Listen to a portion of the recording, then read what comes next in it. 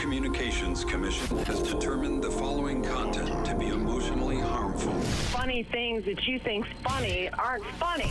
Give me cocks all the time. I want cocks all over me. The Alan Cox Show kicks ass, man. Welcome. Show me what you got. You're not going to see a lot of cocks on TV. Alan Cox from the Alan Cox Show. I don't know what it's about you, but I can't even stand your voice. I think you're the biggest asshole alive. It's gonna be a great show. Let's kick it. I'll say kick it, and you'll just kick it with a tasty groove, okay? 1, 2, 3, kick it. Kick it. Come on. God damn it. Could you one time kick it? What the? Alan Cox. Here we go. He'll ad-lib. He'll be fine. It's the Alan Cox Show on 100.7 WMMS.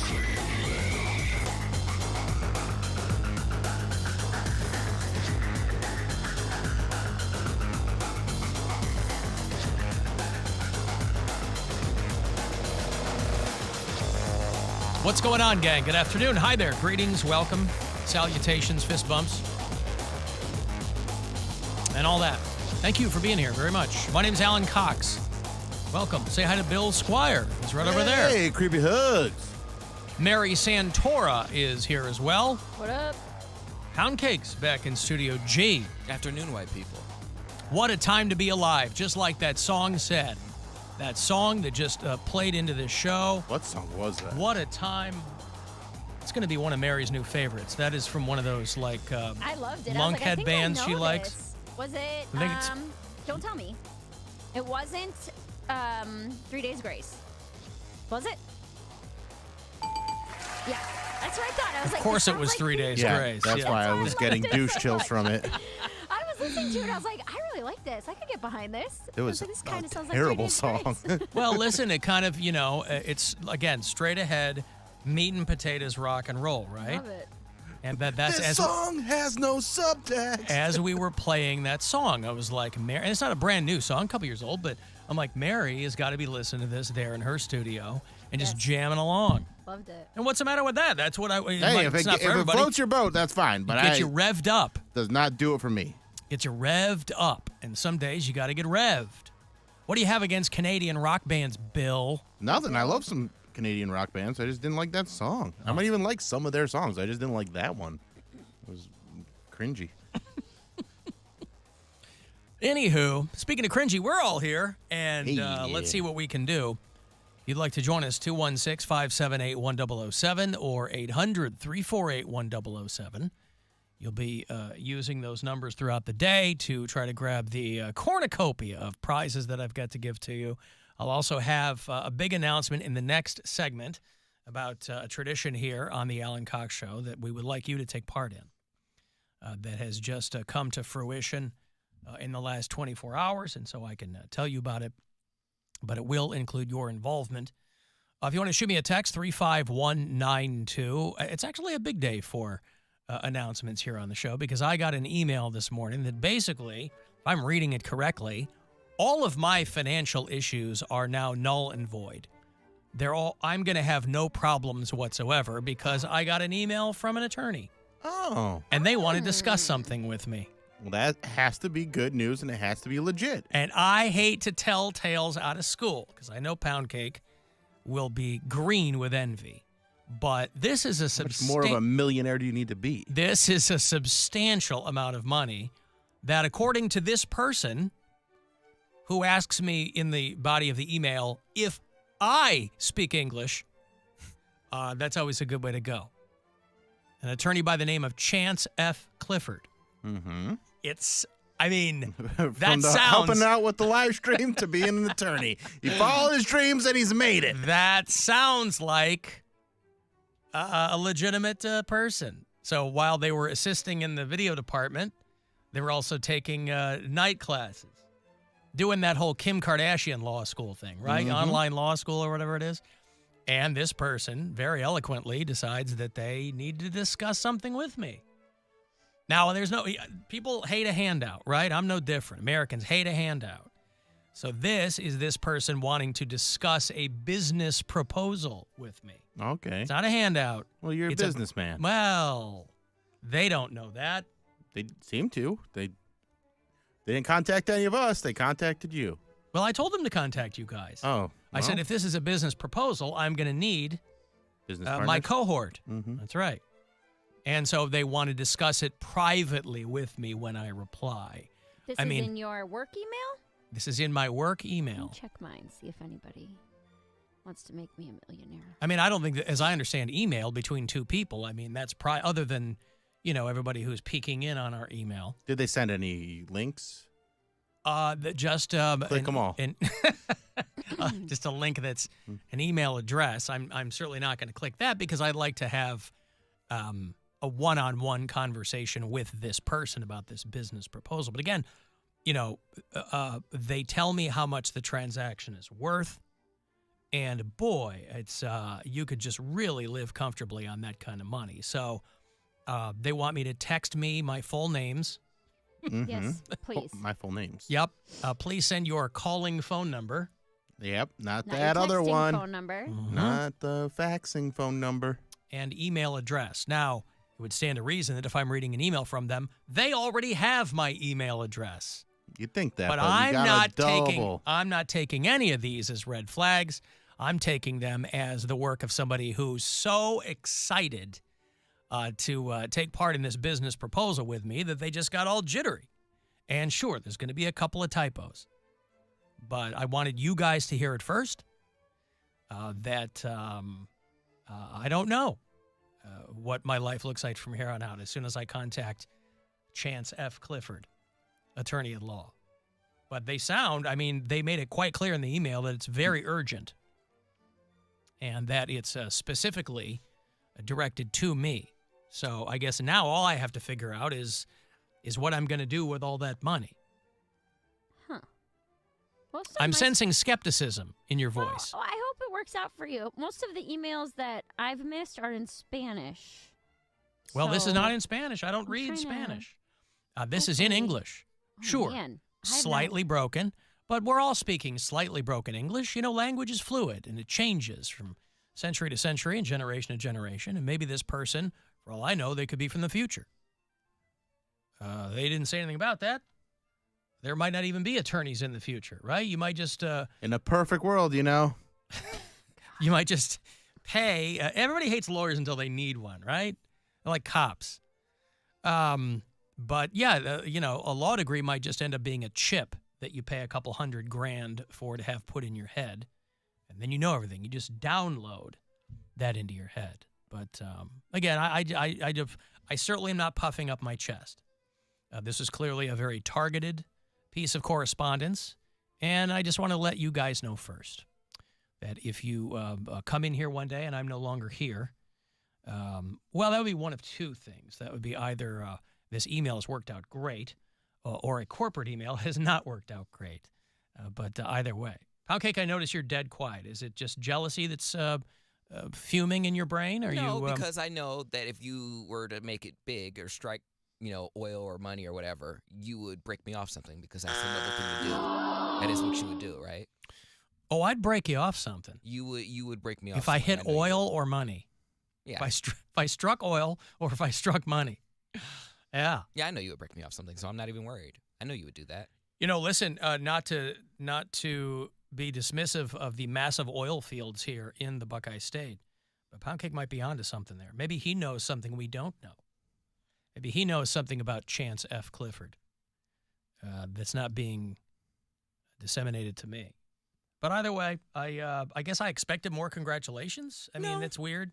Okay, Well, it's You not win, weird. I win. It's not so weird from you. Congrats Poundcake. to me. No, it's not. I know how you take pride in other people's accomplishments. But I know you're that type of person. If you were to make it big, you would break me off. Now, how do something. you know I'm that type of person? I've never had any opportunity Because to I- show that part of myself just to know. you. How would you know that? I just know. You just know. I wouldn't have to blackmail you or anything. It's an You would article just of break me faith. off something. It's an article of faith. Yeah, I know it. Yeah. I know your character. Yeah. Well, I am quite a character. All right, listen, all that Michigas aside, hey, maybe I'll be back after the break. Who knows how quickly this transaction will take place. But I will have a big announcement for you coming back, so I hope you'll be here for that. If you want to send a text, 35192, AlanCoxShow.com if you want to watch live, and we'll be back. It's the Alan Cox Show. Everywhere on our free iHeartRadio app. Or whatever smart device you have. Just tell it to play the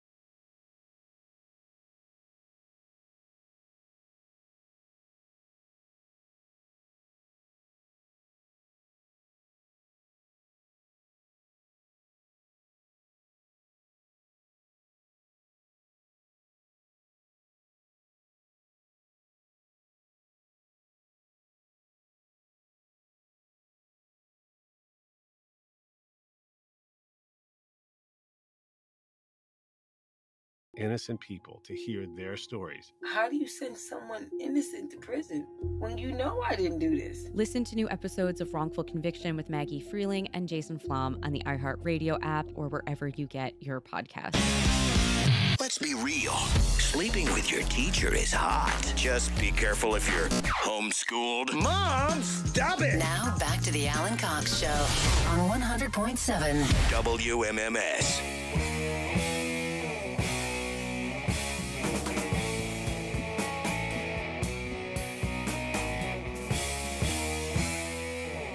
Got another $1,000 for it. About 10 minutes from now, 2:30 is going to be that next keyword. You'll get 4 of them from us here this afternoon on the show. About 30 past every hour.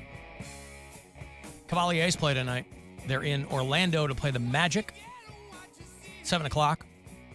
So we'll roll out around 6:30 today, as custom dictates. And Cavs at Magic. Pretty evenly matched. Did they win over the weekend? The Cavs do all right? Yeah. Coming off a win over the Bucks. Win over the Hawks. Yep. That's a good road win, too. So tonight, Cavs. Magic here on the Buzzard. Say what? The Hawks are having a bad season. Well, Dominique Wilkins is hurt, yeah? Well, he's been retired for almost 40 years. That doesn't 30 answer years, my 30 question.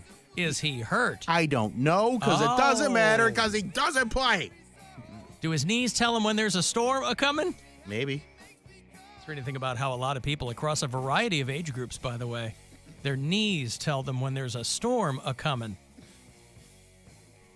All right, so I told you I had something to tell you, and here it is. We are returning to Boston Mills Brandywine for the 2024 Alan Cox Show Polar Blast Battle. The 12th annual. Can you believe it? The 12th. Is it annual after we miss years? 12th. Well, it's the 12th. Annual. It's the 12th time Alan Cox Show Polar Blast Battle. There you go. It's our 12th Polar Blast. WMMS.com will have all the details for you if you go into the contest tab. Now, of course, each week we will let you get on our teams, right? We'll give away spots on our respective teams for you to be on. This week, you can register at WMMS.com to be on Poundcake's team.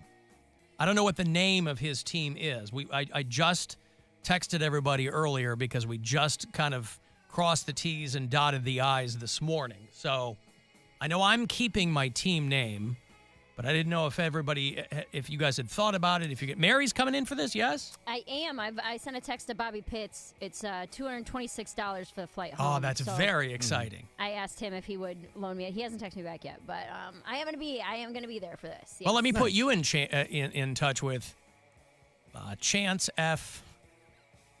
What was that lawyer hit me up? You got $226 for me? Of course. I mean, based on what he said he's got for me. Yeah. Absolutely, yes. So if you want to get on Team Poundcake, all you do is register, and then we'll do my team next week. What's your Bill's team name going to be? The week after, and Mary's team the week of February 12th. And it's going to happen on Friday, February the 23rd, out at Boston Mills Brandywine. You can register to be on Team Poundcake. Get all the info at WMMS.com if you want to go there and look. It is free if you want to join us for it. They also have, if you want to tube all night, there's a link for tickets there, too. So mark down February 23rd if you want to join us out at Boston Mills Brandywine for the 12th Alan Cox Show Polar Blast Battle. First team you can register to win right now at WMMS.com to be on Team Poundcake. Say what? Well, what was your team name that you were going to keep? I'm keeping the Coxicles. Okay. I'm keeping Snow Babies. So fun. Poundcake, have you thought about what you want your team to be called? Yeah, so after you text me, now, again, my team is registered to win, so maybe I'll just crowdsource which team they like or which team name they like the best. So we can stay with Team Barely White. That's my name in years past. But I did brainstorm some names. So because you share your team with Barry White, the mascot. Correct. Yeah.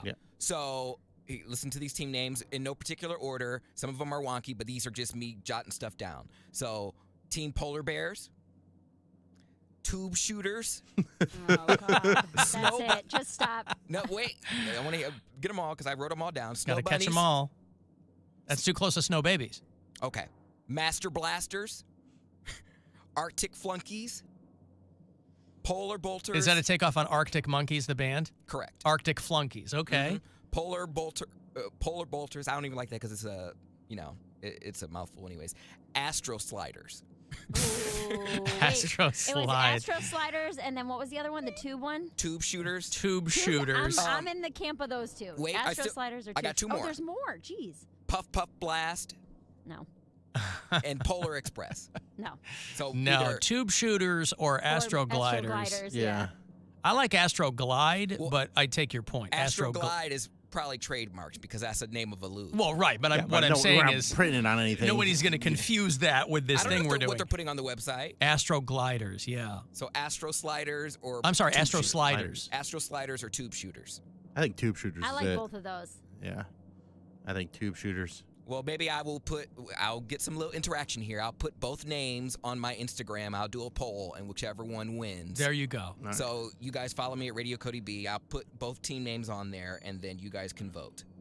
Well, I got a few different names that I am trying to decide between as well. So I wanted to keep things topical, so I was thinking of Ice Reel. Ice Reel? Yeah. Ice Reel. What am Yeah. I missing? Like Israel, but Ice Reel. Oh, boy. But then That would be ICEREAL. Yeah, Ice Reel. Ice Reel. But then I don't want to play favorites, so then Palace Slide. Mary, write these down, all right? Please. Stop your huffing and puffing and take notes. I didn't huff anything.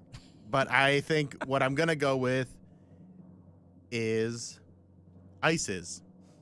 ISIS. Yeah, there you go. There's your winner right there. Join Bill Squire's team, ISIS. ICES. Because we will be ahead of the competition. Who's winning? ISIS. Anyway, I'm sticking with Coxicles, and Mary's sticking with Snow Babies. Snow Babies. And Poundcake will be taking a poll in which you can tell him what his team should be. And I will be ISIS. There you go. But Bill Squire and Bill has joined ISIS. No, Bill is the leader of ISIS. Leader of ISIS. And you can join my team in a couple weeks, and we will be ahead of the competition. Mm-hmm. You hope. What if you lose? I mean, just the way the way we play, it's going to be hard to lose. You won last year, yeah? Yeah. So anyway, there it is, February the 23rd. It's not far off. So register if you want to get on Team Poundcake. Join us for that out of Boston Mills Brandywine. Thank you to Statement Limousine. They always get us around. You can go to statementlimo.com if you got an event coming up and you want to do it up in style. What else happens on February 23rd? What else happens on February 23rd? It will be my 12-year comedy anniversary. What Just better me? way to celebrate? Yeah, right? Oh, yeah. So that was the first time you ever went up on stage? Mm-hmm. Yeah. In college? In college at the Toledo Rockets. It was called Last Rocket Standing. That was the name of it. This was a competition or it was an open mic? It was a student comedy stand-up competition. Uh-huh. Yeah. And so it was all people. kids. It was people who were like, "Hey, I think I'm funny." My friends said Yeah. that they think I should do this. 400 people. 400 students. You were in pharmacy school. Yes. And 400 students. So that must have taken a couple days for everybody to go up and do their time. Yeah, it was a lot. It was like never ending. Wow. You think it'd be hard to stay top of mind in people's? I mean, just the voting alone must have just been a Herculean task. How many comics? 10. So 10 kids in front of 400 students. Yes. Did you win? I did not. You did I think not. I came in third. Third. Well, that's pretty good. Yeah. Third out of Yeah. 10. Yeah. But First time going on But stage. after that first time you went, by your own admission, you were convinced that you were going to be a superstar. Oh, I was like 6 months till I'm famous. Yeah. This is the best thing. This is what I'm meant to do. Did it work? I did. Well, listen to this. I did stand up for the first time February 23rd. I withdrew from my classes March 31st because that was the last day you could withdraw for the spring semester. Because I was like, a little over a month. And I was like, this is it. I know what I need to do. I'm dropping out of school. Listen, you can never have too much confidence if you're going to seek a career in the arts. But that does seem premature. Pretty premature. Seems premature. My dad and I didn't talk for like 6 months after that. Yeah. Is that a long time? Yeah. Alan hasn't talked to his dad in like 2 years. Yeah, I know. But you know my dad's dead, right? I thought you could talk to him through the Alexa. Yes, every once in a while. Now he can't talk to me anymore because they're going to make Alexa subscription. So my dad can't talk to me anymore. That's annoying. Hello, this is your father speaking from the Alexa. Yeah. If you recall, my father was 116 when he died. So it sounds exactly like him. Yeah. Question on everybody's mind. You already know what it is. The question on everybody's mind About the polar blast. about the polar blast is, will we do punishments? Yes. I mean, I don't care about punishments. I know that the audience likes them. I've been collecting different ideas for punishments. We did binder clip skin Roulette. nipple thing. Yeah, binder clip roulette last year. The 3 losers did it. We didn't do individual ones. Sucked, dude. That's funny. Yeah, it was no fun. It was fun, though. Funny to watch. People enjoyed it. But I hadn't really thought about it because, quite frankly, I wasn't sure if this was going to happen. So it all kind of came together relatively quickly. One of our customers, Brian, has been sending me ideas for punishments for a year. So I have a whole bunch of things that we can do. Okay. That we can run through.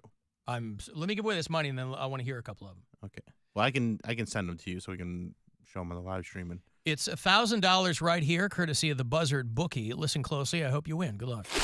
This is your chance to bet with the Buzzard bookie and win $1,000 now. Enter this nationwide keyword at WMMS.com. Check. That's check. Enter it now at WMMS.com. All right, Yeah, give me a couple. Hold on. I wasn't prepared. I got to email these all to you. If you want to. You don't want to read? Do you want to just read a couple of them? Well, they're not really anything that you. Well, all right, fine. I can read. Well, if we're going to be doing them on air, shouldn't it should translate without being seen? Yeah. The first one that he sent me was based on a Japanese game show where you have to dump a bucket of water onto a detonating cord before the dynamite on your back explodes. That one's probably unlikely to do. Come on, Bill. Take this seriously. I do. It's not Bill who's not taking it seriously. It's the listener who sent him a big list. Right. Listen, the more the merrier. All right, then there's another one where you wear masks and you can't see what's going on, and you have like one person's got a stick, like a foam stick, the other person's got a frisbee that they use as a shield, and you swing at different parts of their body, and the other person tries to guess where you're going to swing, whether it's head or stomach, and that one's pretty funny. Okay. I can put these on my story so that people. I just want to hear some of the ideas. I mean, if you got a big long list, I mean, these both sound like TikTok challenges or something. Yeah, that's kind of what they are, but Right. they that's what the binder clip thing was. Yeah. So this is something that all 3 losing teams would do the same thing. Yeah. See, I'm more into public humiliation. All right, well, I know you are, but we're talking off. about the polar blast, Mary. I know. That's what I'm talking Let's about. focus on one thing at a time, please, and then we'll talk Something about where your public people- humiliation later on. People have to see you. Do Yeah, but whatever this we've thing never is. done that. I mean, Well, you had to dye your hair and beard. You guys had to wear fake nails. Things like that. yeah, but that's like The if you bowl saw cut. me, you could laugh. I mean, But you have to The go bowl out cut in was public. good. The bowl cut. Things where like you cannot escape it. Right. Like you have to do it, and people are gonna see you like that. Yeah. All right, here's one. It's you put a cockroach in a tube. This one will be easy for Mary, and then you blow it between and try and blow it into the other person's mouth. Oh, that's terrible. I'll throw up. I'll throw up everywhere. I'll throw up into the tube, into somebody else's mouth. Sure. What's that called? Snowballing a centipede net? cockroach. Oh.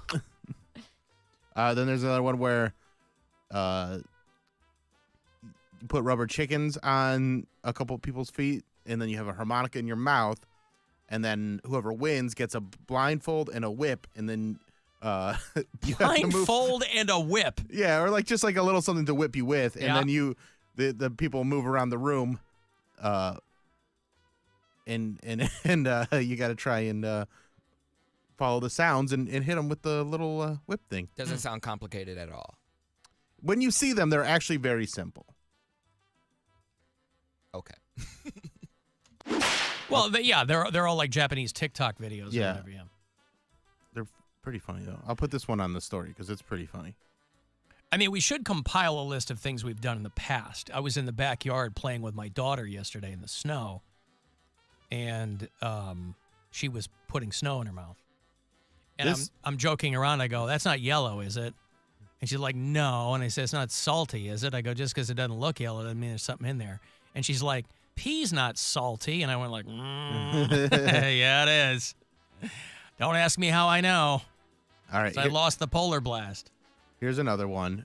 There's 4 bins, and they say chin, nose, tricep, and I can't see what the other one says. But then you duct tape balloons to those different spots, and then you throw a dice, and it ends up in one of those, and say it's the nose. Too much. I think that the captain of each losing team should have to get some form of plastic surgery. Okay. Can it be liposuction? I was going to say, iHeart going to pay for it? What? I heard him pay for anything. What are you talking about? We're on our own, homie. I'm going to put that one because I think that one, the ones that I like, I put on my story. At Plastic Bill Squire. surgery? Well, not that one. Oh. But I think there's the one with the balloons where it's like you're going to get your nose snapped or Gotcha. Yeah, because again, the one from last year. I mean, I take Mary's point too, and I do tend to like those. It's just I'm not very good at thinking of them. The ones where you got to do it for like a month or whatever. Or whatever. Right. Poundcake and I had to wear the acrylic nails, the whole thing a couple of years ago. But the things that we're talking about over here, something we could do once, film it, be funny, whatever. Mm-hmm. And you don't have to walk around looking like a douche for a month. But that's the point. The point is that it's a punishment. You're supposed Was to look the like point. Oh, it's changed now. I feel like it. Yeah, I mean, and you're gonna be what? You're gonna be walking around New York with, a bone through your nose or something. Do you I don't understand how no one would I know look at nobody me? would look twice at you. Not a single person would look. But what would you sideways. even do that you would actually agree to? I don't know. That's the thing is when I agreed to do the bowl cut, and that was a good one, but Alan did the dyeing his beard. That was pretty funny.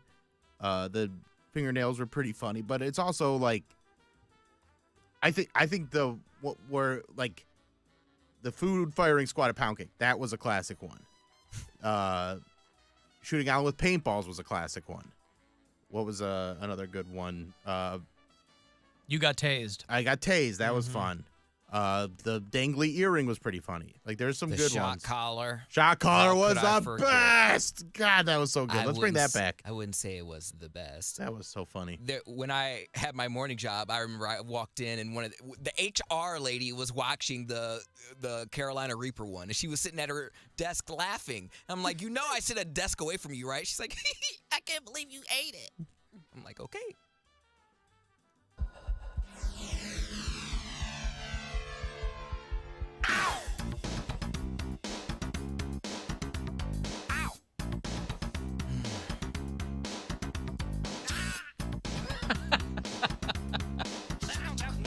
Oh, little Poundcake getting the shot collar treatment. I like that. It's pretty good. No, we'll figure it out.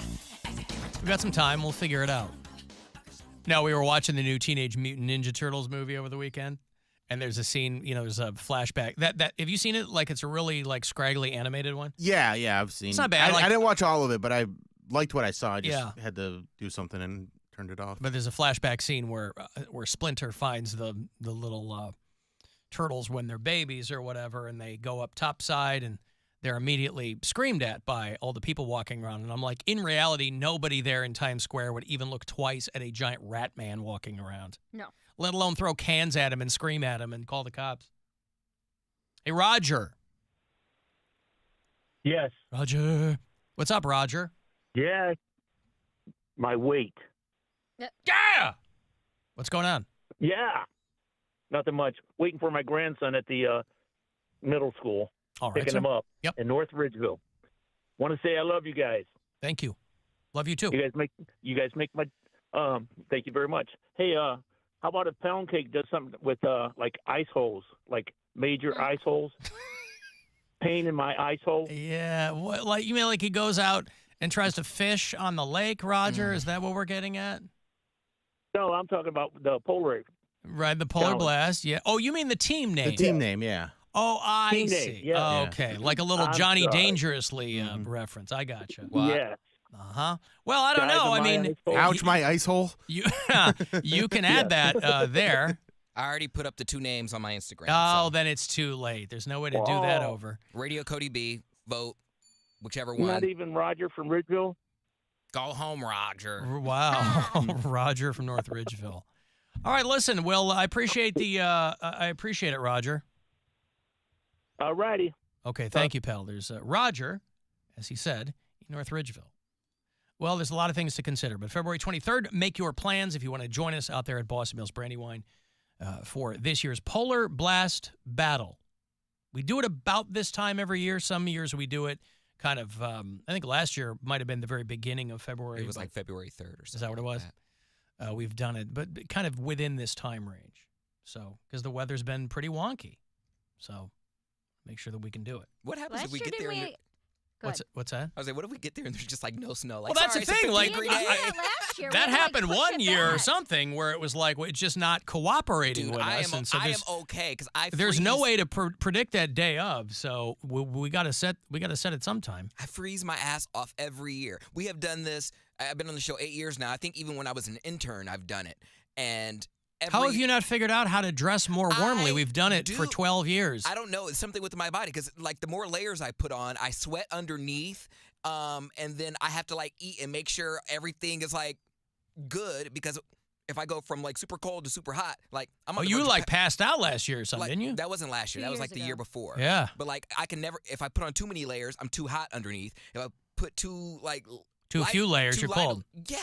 So I I don't know. see. I can't game it. I am not meant to be a cold person. I'm just not. Huh. Back in Zimbabwe, Just emotionally. Back in Zimbabwe, it was summer every day of the year. They don't even know what summer is. There's no seasons. Exactly. And of course, Mary's got that heated vest, Oh, yeah. so she's in good shape. You can go down on a tube with your charger in your pocket. Hell yeah, dude. Probably not great if I were to fall on it. I don't know if it'll explode or something. Oh, come on. That's part of the fun. That's the detonator bill. Yeah, that's right. Mm-hmm. You can do your punishment as you get to the bottom of the hill. 2 birds, 1 stone. You go, well, I probably didn't win. Let me just explode myself now. So anyway, WMMS.com, hit the contest tab there, and you get all the details on joining us February 23rd for the Polar Blast Battle. And we'll figure out all the rest of the little bits and bobs along the way. I'm going to break. If you want to send a text, 35192. You can listen anywhere you are on the iHeart Radio app. Rover's Morning Glory. Charlie says he's aware of something strange that happened. Jeffrey, did anything weird happen when you got coffee? No, I got coffee at home. No, it's a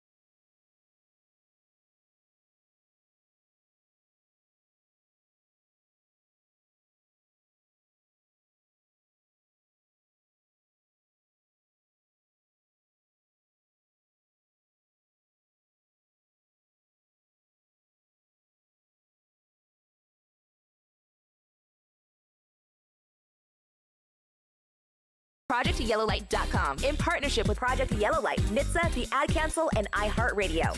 No purchase necessary. Ends April 1st, 2024. For details and official rules, hit up ProjectYellowlight.com. Portions of the following program were pre-recorded. This is The Buzzard. From the Bath Authority Studios. The Buzzard. The home of the Buzzard. The Buzzard. This is 100.7 WMMS. Cleveland. It's time to give stuff away. Hey, hey. It's time to give stuff away with Alan Cox. All right, Monster Jam is back in Cleveland. It's the 16th, 17th, and 18th of next month at the Romo Fijo, back by popular demand. I don't think the demand for Monster Jam ever wanes. 4 performances total. You can see Grave Digger and El Toro Loco and Megalodon and more of your favorite Monster Jam trucks. I got 4 tickets for you right here. MonsterJam.com will have anything I left out. So be caller 10. You got this 2 pair here. Good luck. 4 for Monster Jam next month. It's a good time.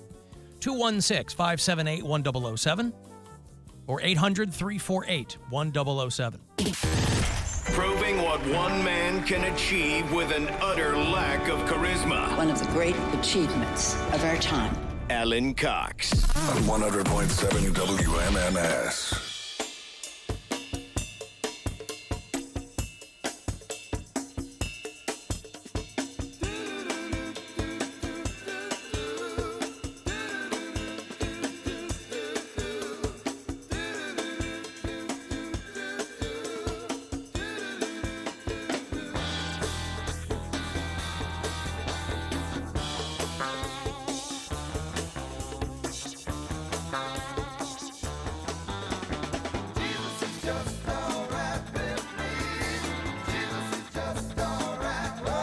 God bless the Doobie Brothers.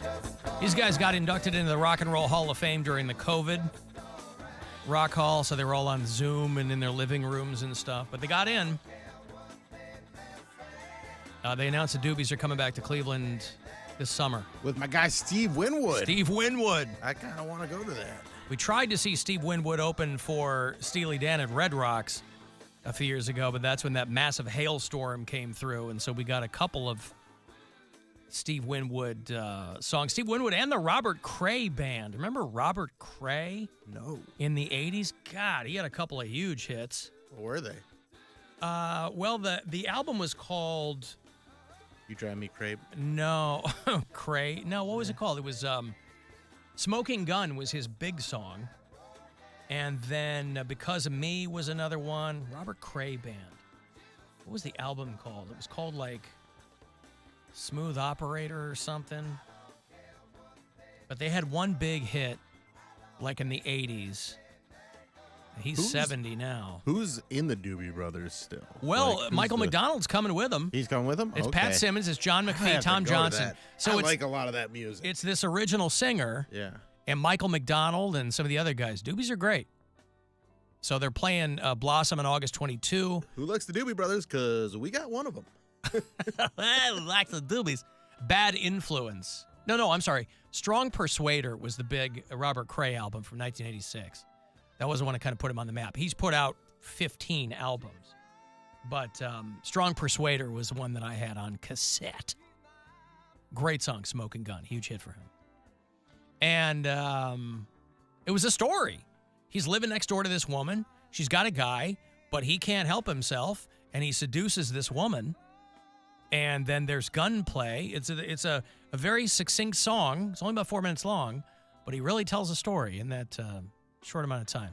So anyway, if you're into the Doobies, Steve Winwood, Robert Cray, all of them. I don't know if Steve Winwood is in the Rock and Roll Hall of Fame. I feel like he's not and should be. Maybe Traffic is. Maybe the Spencer Davis group is. I don't know. But the Doobie Brothers are. They got in that year that they were doing Rock Hall inductions from people's living rooms over Zoom for COVID.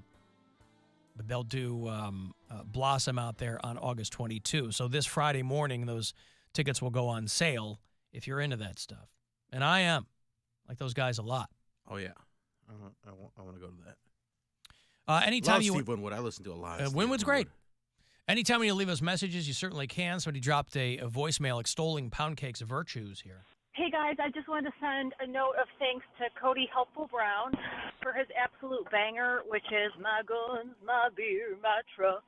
I have been subconsciously using that song for the last couple months to remember things in my office. So when I leave for the day, I'll be like, my phone, my keys, my mug, my purse, my coat, my file folder, whatever it is. But I found over the last couple of months using that catchy tune. So a note of appreciation to Poundcake. Love you guys. Take care. Thanks. Wow, imagine cheese is one of the things you're reminding yourself to take. Is that what she said? My cheese, my mug. I think she said keys. Oh, and she said keys? I think so. I thought she said cheese. I prefer cheese. Keys. Okay. Well, you're probably right. Hey guys, I just wanted a song for the last couple months to remember things in my office. So when I leave for the day, I'll be like, my phone, my keys, my mug. I can see why you say cheese, yeah. But keys I think keys makes more sense, but keys does make more sense. Maybe she has emotional support cheese with her. Right. My truck, my beer, my guns, though.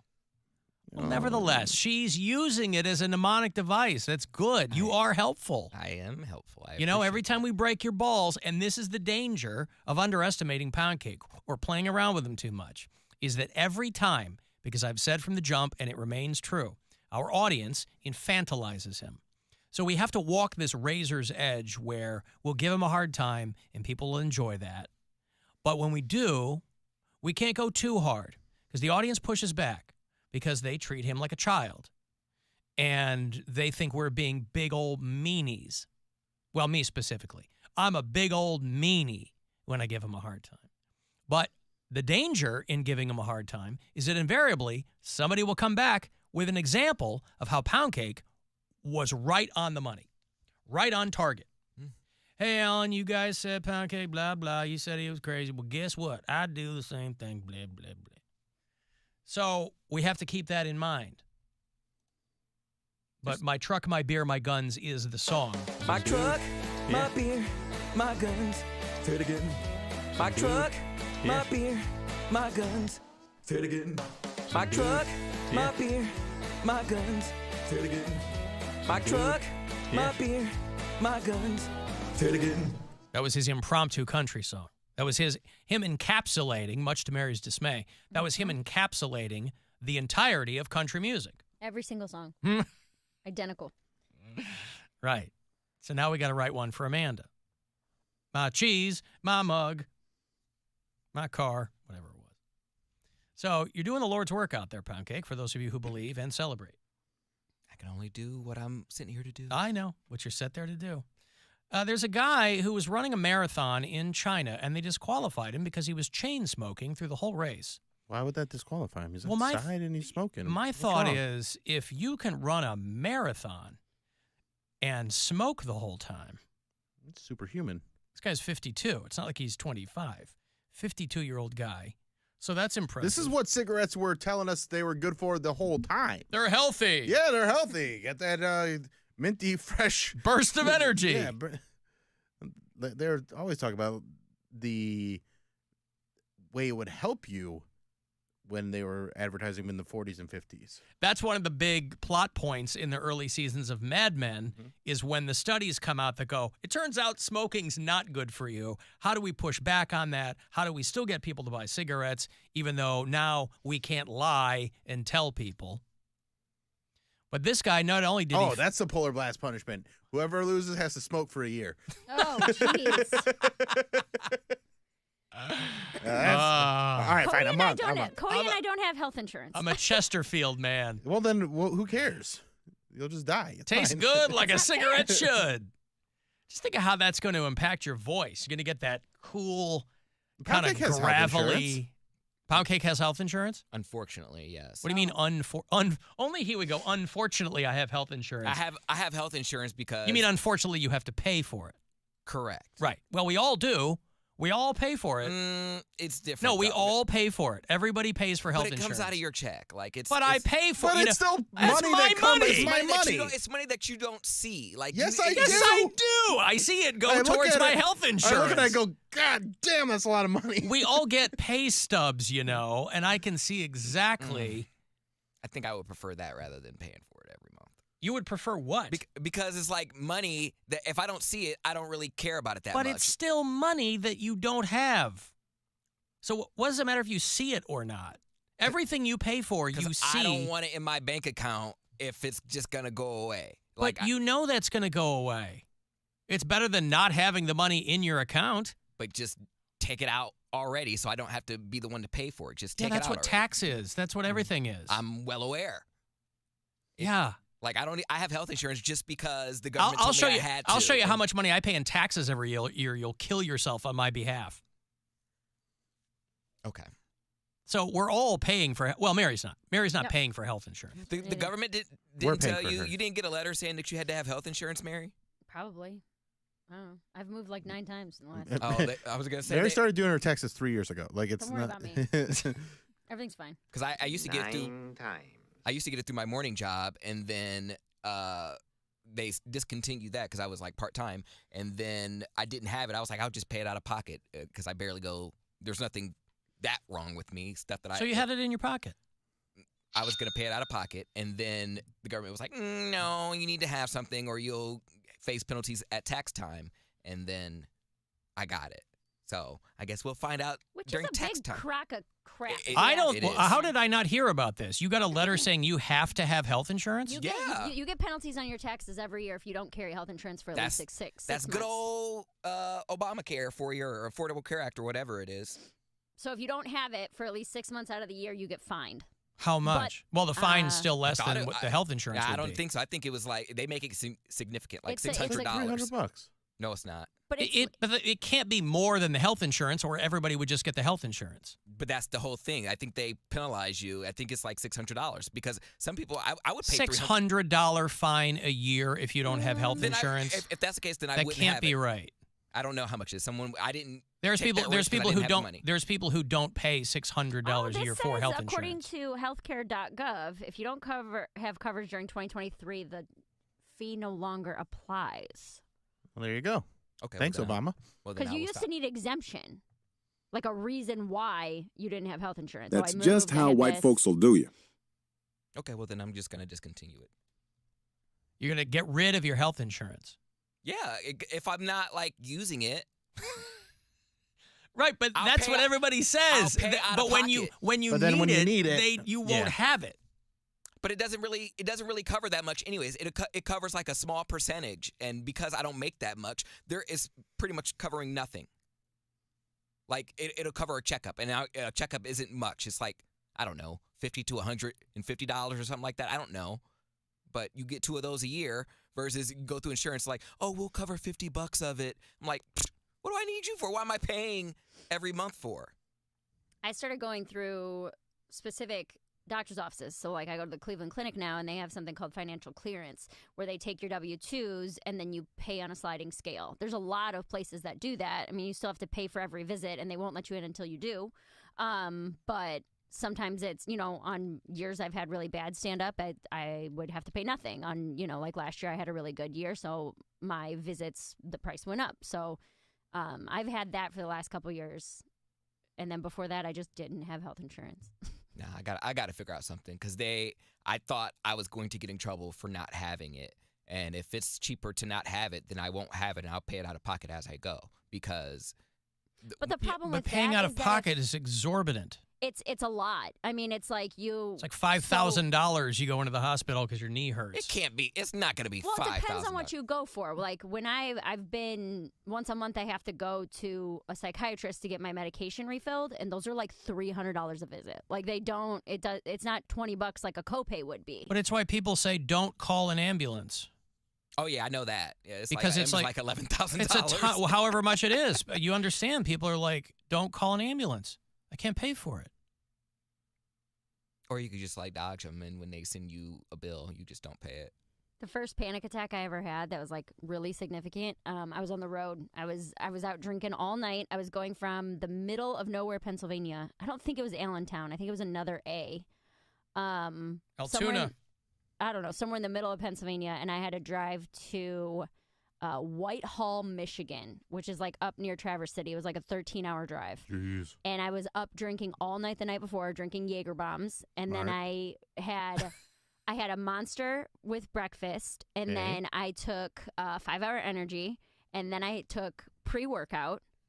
So I was like completely and I was dehydrated, hungover, and had no sleep. So I and your ears were probably bleeding after all that. Probably, but I pulled over on the side of the road because like my mouth started to go numb, and my nose and my hands, and like my heart was obviously racing, and like I felt sick, and I was like, I'm having a heart attack. I pulled over on the side of the road in Michigan. And I called 911 because I was like, I'm positive that I'm having a heart attack. Like this is insane. I can't see straight. I'm dizzy. And they came and they were like, your vitals are fine. Your heart rate's elevated. You basically overdosed on caffeine. I was like, well, I want you to take me to the hospital. And the EMTs were like, just so you know, if you don't have health insurance, you're talking $5,000 minimum just for this ride to the hospital. They're like, so if you think you can make it to your hotel and just relax for the night, we'd recommend that because this is going to cost you a ton of money. So even they are like conscious of the fact that of course. It's insanely overpriced. Yeah. I mean, it might have gotten to the point where they have to tell you that now.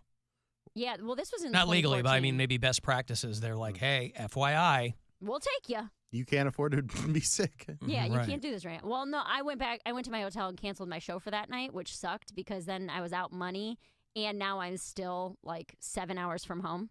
So I went and just tried to like relax and eat and chill for the night, and then ended up having to drive back home the next day anyway. I was on the phone when you said how much it cost. How much did it cost? They said it was like $5,000 minimum for the ambulance. For the ambulance, because I just called 911 and they sent out whoever's closest, you know. Wow. And that was 10 years ago. Well, and you were out of state? I was driving from one gig to another and basically overdosed on caffeine. Oh.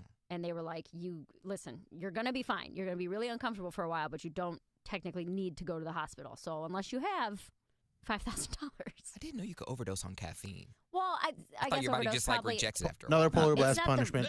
No, that's why people were dying from that Panera lemonade. Yeah. Yeah. Well, the thing that's made me want to go to Panera recently. Right. Yeah, you can overdose on a lot of things. Make your heart explode. You can overdose on love. These people who drink No, you can't, Bill. I've tried. These people that just continuously drink Monster like it's like Mountain Dew. Those people. Yeah. Like Which is also not a great thing to just drink a ton of. I was going to say, all they do is just drink Monsters or Rock Stars. Dude, Rock Stars used to be so good. I don't know where they are now. I haven't had one in years. We'll sell them in the cooler at Target. Yeah, I haven't had a Rock Star energy drink in years. But, I mean, we have people who work here who are just a skosh younger than me. I'll be 53 this summer. Just a skosh younger than me. And they're down in Red Bulls all day long. And I'm like, you are going to wake up dead. You're going to wake up dead? You're going to wake up dead. They're just going to be dead. You're not going to know. Nope. I'm like, because you do have to remind yourself. You got to be, because like when I go out and party, I still drink Red Bull and tequila, right? That's a bad mix at any age. But and again, it doesn't happen often. Bad mix, good time. Right. But I always have the same conversation with myself at the end of the night. I go, you are 52, Jagoff. I'm in pretty good shape. But I'm like, you don't know what's going to make your heart explode. I'm like, you got to stop doing that. No poppers for you. Well, there were no, I'm a popper guy. But I mean, the only thing that runs in my family is heart disease. And so it hasn't really affected any of my family like recently, but like my whole grandmother's family was decimated by heart disease. Like all of her brothers died before they were 50 from heart attacks and things like that. See, so that's not fun. You kind of No, that's not fun. I'm just going to say it. Like mine it's a gamble. We have heart disease. We have stroke. We have heart attack. We have lung cancers. I mean, all the more reason to play the odds. I mean, you might not be diabetes, a good time, but just roll the dice. See what comes up. I guess. Plenty of people do. They go, hey, I'll take my chances. There's nothing wrong with that either. Some people aren't planners. But one way or the other, whether you see that money or not, you're paying for it. It's still coming out of your... Maybe you should go drive a UPS truck. They give bennies to, like, part-timers. Go drive an UPS truck. I'm not above Then that. you'd really be helpful, Brown. Yeah, they go, what can Brown do for you? Here's Times Poundcake. two. That's right. I remember one time. Think of how good you look in them shorts. I would look pretty cute. I remember one time this was while I was still on my mom's insurance, and my dumbass, I had an STD scare, and I went out of network because for whatever reason, I thought if you went out of network, they're not gonna mail it to like your actual insurance. You thought it meant like on the DL? Yeah, out of network. I went out of network because I didn't want my mom to find out that I had like to go. What they were like pumping me with, that like I had to get penicillin. Now, granted, I didn't she's have in anything. the medical business. I know, but I didn't want to tell her that I was hoeing, and I had an STD scare. So I went out of network place, and I was like, I'll just pay out of pocket. First of all, it was $800. Yes. It was $800, and they still billed my mom anyways. And she was like, why? She was like, why am I getting this bill? Why'd you go out of network? I was like, never mind. Like, no I one told explained that to you? No, because I didn't have the conversation. Mom, if I ever want to do something on the DL, how am I No, gonna... but just in general, people go find a doctor in your network. I knew what was in my network, but I didn't want it to get back to my mom. You're trying to be sneaky. Yeah, I didn't go to my primary care physician. Like, right. I went to like urgent care, and they're like, this isn't covered. I was like, I know, I'll pay it out of pocket. I'm like, can I give you cash like right now? They're like, yeah, sure. So I paid He's cash. peeling off a wad of bills. And then little did I know, there's extra fees after you pay the whatever at the door. So the copay. Yeah, I had a copay, and then they're like, yep, yeah, you should be fine. And then still bill. She's like, so I got a bill that said it was not covered by insurance. I was like, let me just Venmo you something real quick. Don't worry about that. Did it say on the bill what it was for? I don't STD blood work or blood panel? It didn't. I don't remember what it. She just said there was an out of network bill. I don't know if it said. I didn't see the bill. She got it because it went back to her because I don't know if I presented them with the card. But yeah, they were like, "Do you have insurance?" I said, "I do." I got a bill that says you have Legionnaire's disease. You know anything about that? That's kind of off the map. And it was so stupid because I didn't end up having anything. Like I told them to give me the shot anyways, just to make sure because I was going to San Diego. That is the best case scenario, though, that you didn't have it. He's mad because he didn't have something and he paid money. Yeah, I paid money, but it was all my fault. I was going to San Diego. I was like, I don't want to hoe. I want to hoe in San Diego. So I went, hurry up, give me the shot, lickety splits. He wanted to have clean papers before he went out there. Science wanted to make sure. Is a liar sometimes. I've got a break. If you want $1,000, and I suspect that you do, I'll have another shot for you to get it around 3:30. You want to go see Sum 41? They've announced the farewell tour is going to do Blossom this summer. I'll hand off a pair of tickets for you here out of the break. The Alan Cox Show. On our free iHeartRadio app and your favorite smart device. Just tell it to play the Alan Cox Show on iHeartRadio. From the Universal Windows Direct Weather Center, WMMS Weather. Mostly cloudy skies for your Monday with highs in the mid-30s. A chance of rain early tonight with freezing rain likely overnight, lows in the low 30s. For your Tuesday, rain possibly mixing with snow for your morning commute, becoming all rain around lunchtime, highs in the mid to upper 30s. This report is sponsored by Deacons Chrysler Dodge Jeep Ram. Start 2024 with a new Ram truck from Deacons Chrysler Dodge Jeep Ram. It's the start of something new sales event, and Deacons has over 30 new Ram trucks in stock. Visit our showroom or shop online at deaconschrysler.com. You've got to make it to Mayfield. I always wanted to learn Spanish, but I never thought I'd have the time. Then I discovered Babbel. Babbel's lessons are fun. They only take like 10 or 15 minutes, and in 3 weeks, presto, you're starting to speak another language, like magic. I love that Babbel's lessons aren't just robots talking. They're voiced by native speakers, so you get the pronunciation just right. And they're designed by real language teachers, so you learn how to have real-world conversations, things you'll actually use. It's incredible. After using Babbel, I'm ready to start having real conversations in French. There's all kinds of ways to learn. Use Babbel's podcasts or games or videos. You can even join live classes with a language teacher. If you want to learn a language, there's no faster, easier, better way than Babbel. Babbel. Babbel. Babbel. Évidemment. Babbel. Language for life. Celebrating 10 million subscriptions sold. Go to Babbel.com and start learning a new language today. That's Babbel.com. Start learning a language today at Babbel.com. Hey, Mackenzie here. If you've been looking for a car, truck, or SUV that's in stock and ready for immediate delivery, you'll find it today at Ken Ganley, Ohio's #1 automotive retailer.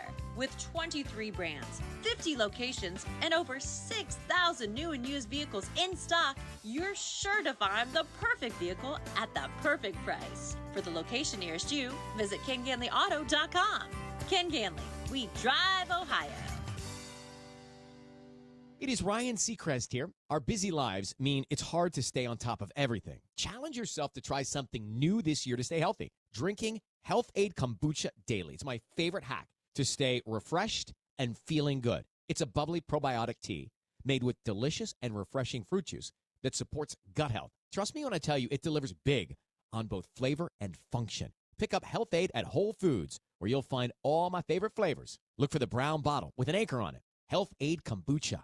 Hey guys, it's Mary. I am determined to stick to my resolution of getting my diet right, and Chipotle's new lifestyle bowls are making that so easy. I'm focused on macros, so the Chipotle Balanced Macros Bowl helps me to hit all of my goals with a perfect mix of protein, fat, and carbs. Not counting macros? No problem. Chipotle has a variety of lifestyle bowls to fit your needs, like the Keto Salad Bowl or the Wholesome Bowl. Lifestyle bowls are a digital exclusive, so order yours with the Chipotle app or at chipotle.com. What's that sound? That's the sound of Downy Unstoppable scent beads going into your washing machine and giving your clothes freshness that lasts all day long. There it is again. It's like music to your ears, or more like music to your nose. That freshness is irresistible. Let's get a Downy Unstoppables bottle shake. And now a sniff solo. Nice. Get 6 times longer lasting freshness plus odor protection with Downy Unstoppables in-wash scent beads. Meet Cheryl. Hey. She's on vacation and lost in the moment. Unfortunately, so is her Chase debit card. It's gotta be somewhere. Maybe she lost it at salsa night. These skirts should have pockets. Or maybe she lost it at Pilates. 3 and 2 and... But she's not worried. With the Chase mobile app, she can lock her card till it turns up. Tools that help protect. One bank that puts you in control. Visit chase.com/checking. Chase, make more of what's yours. Chase mobile app is available for select mobile devices. Message and data rates may apply. JP Morgan Chase Bank, N.A. member FDIC. If you see me stopped in the McDonald's drive-thru, just staring at the menu with my "what should I order" face, don't interrupt. It's the most important decision I'll make all day. There's a deal for every big thinker at McDonald's. Now order and pay in the McDonald's app and get 30% off any purchase of $5 or more. Valid once per day through 6/30/24 at participating McDonald's. Excludes taxes. Must opt into rewards. Hi, I'm Lauren and I work for Meijer. People ask, why do I shop there? It's because I get everything in one stop. Like this week's hottest deals on fresh from Meijer family pack boneless, skinless chicken breasts, Earthbound Farm organic salad, General Mills cereal, Pepperidge Farm goldfish, and select Coca-Cola or Pepsi products. Plus, you get the same low prices in-store and online. Meijer has all I need in just one stop. Exclusions apply. See all deals in the Meijer app. If you are someone who experiences migraine attacks, you know it's the everyday moments that matter. Mom, come play with me. The moments you don't want to miss. Nurtec ODT, Rimegepant 75 milligrams orally disintegrating tablets, is the only medication proven to treat and prevent migraines all in one, giving you and your healthcare provider the power to control your migraine treatment. Nurtec ODT is approved for the acute treatment of migraine attacks and preventative treatment of episodic migraine in adults. Don't take if allergic to Nurtec ODT. Allergic reactions can occur even days after using and include trouble breathing, rash, and swelling of the face, mouth, tongue, or throat. Most common side effects were nausea and indigestion stomach pain. For full prescribing information, call 1-833-4-NURTEC or visit Nurtec.com. Ask your healthcare provider about Nurtec today. If you're looking to get a new car, you could really cut expenses by bundling your car and renter's insurance with Progressive. Sure, you love your old car, but you know it's not normal to give instructions on how to open the window. It should be self-explanatory, but it's not. And notice how when you're in other people's cars, you can feel cushion in the seats? That's pretty nice, right? No, it's just normal. So bundle your renter's and car insurance with Progressive and put the savings toward a new car. It's time. Progressive Casualty Insurance Company. Coverage provided and serviced by affiliates and third-party insurers. Not available in all states. Hey, it's Alan for Cars for Kids. No more stressing over your old vehicle. With Cars for Kids, you can donate it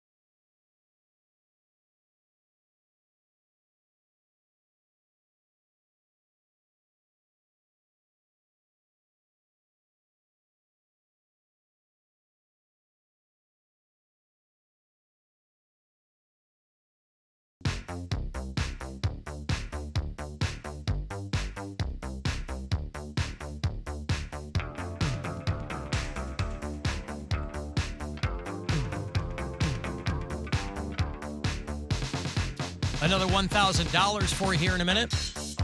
About 7 or 8 minutes.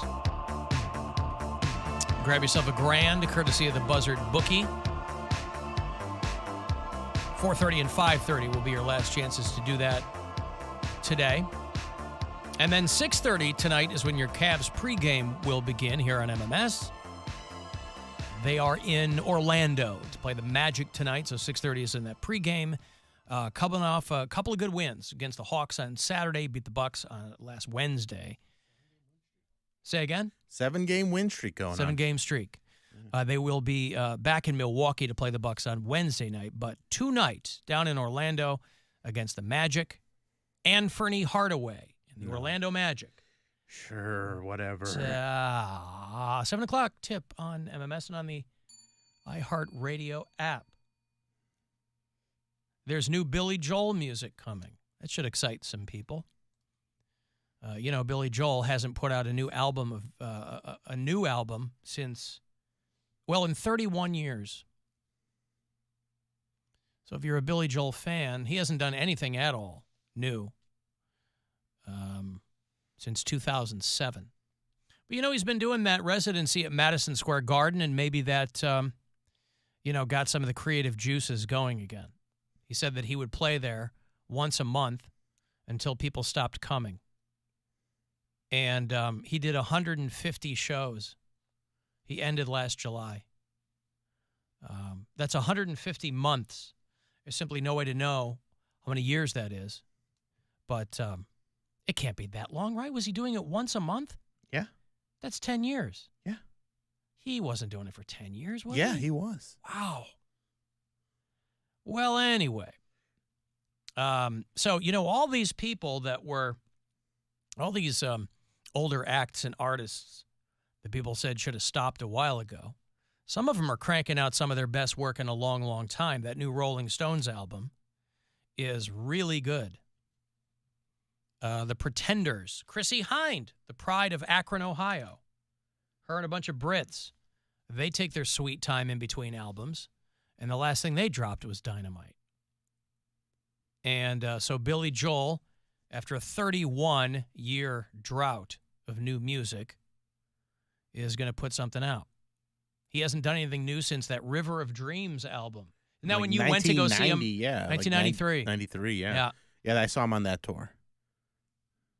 So Billy Joel is going to drop a new album February the 1st.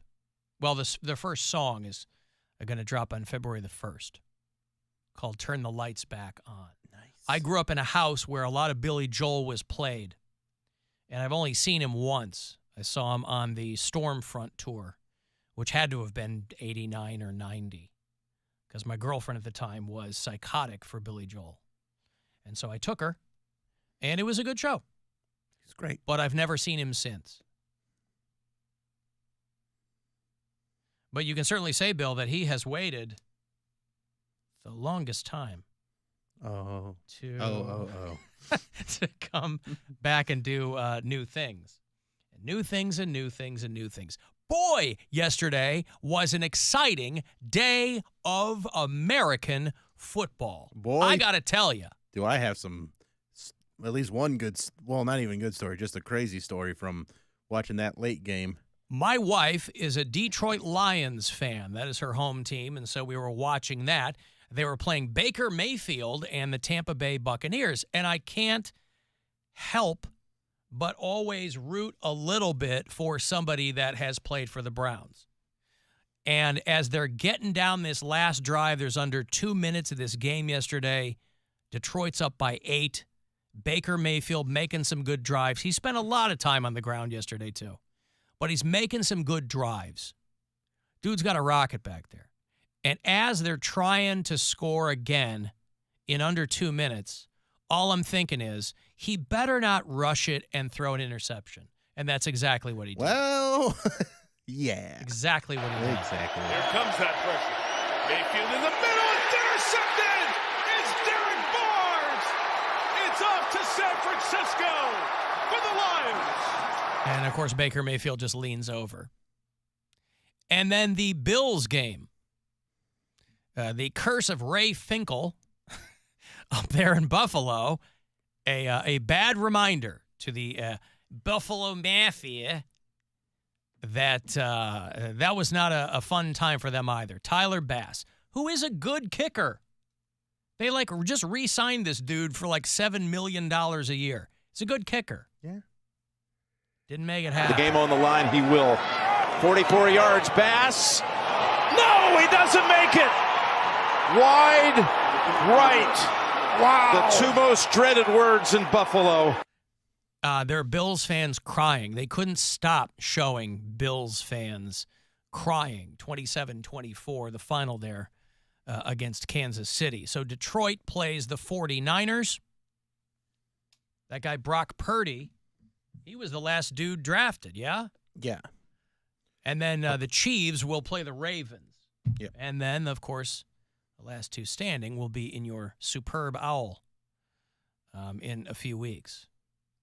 But that wide right, they do not like those words in Buffalo. If you know your Bills history, wide right, not a phrase that they want to hear. Coming soon, Buffalo 67, written and directed by Vincent Gallo. What is that? It's the movie that he wrote about Scott Norwood missing that kick, and some degenerate gambler lost a bunch of money on that, and goes on a he missed the kick in the early 90s. Yeah, I see. So it's a movie that loosely is based around that kick that Scott Norwood missed in the 90s, in 1990. Bills fans were hitting Patrick Mahomes with snowballs as he left.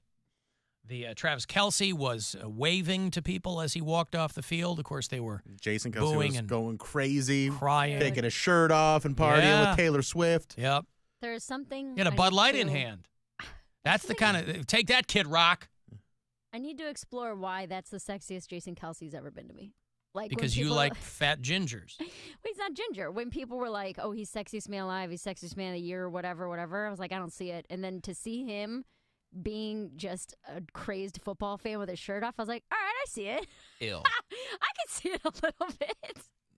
Okay. Well, there's an animal magnetism there, right? A big hairy dude. It's cold out. He's got his shirt off. He's drinking He's not beer. like a fat slob. He's chubby a little bit. But chubby, you can tell. But he's strong. That's Farm exactly. boy strong. Yep.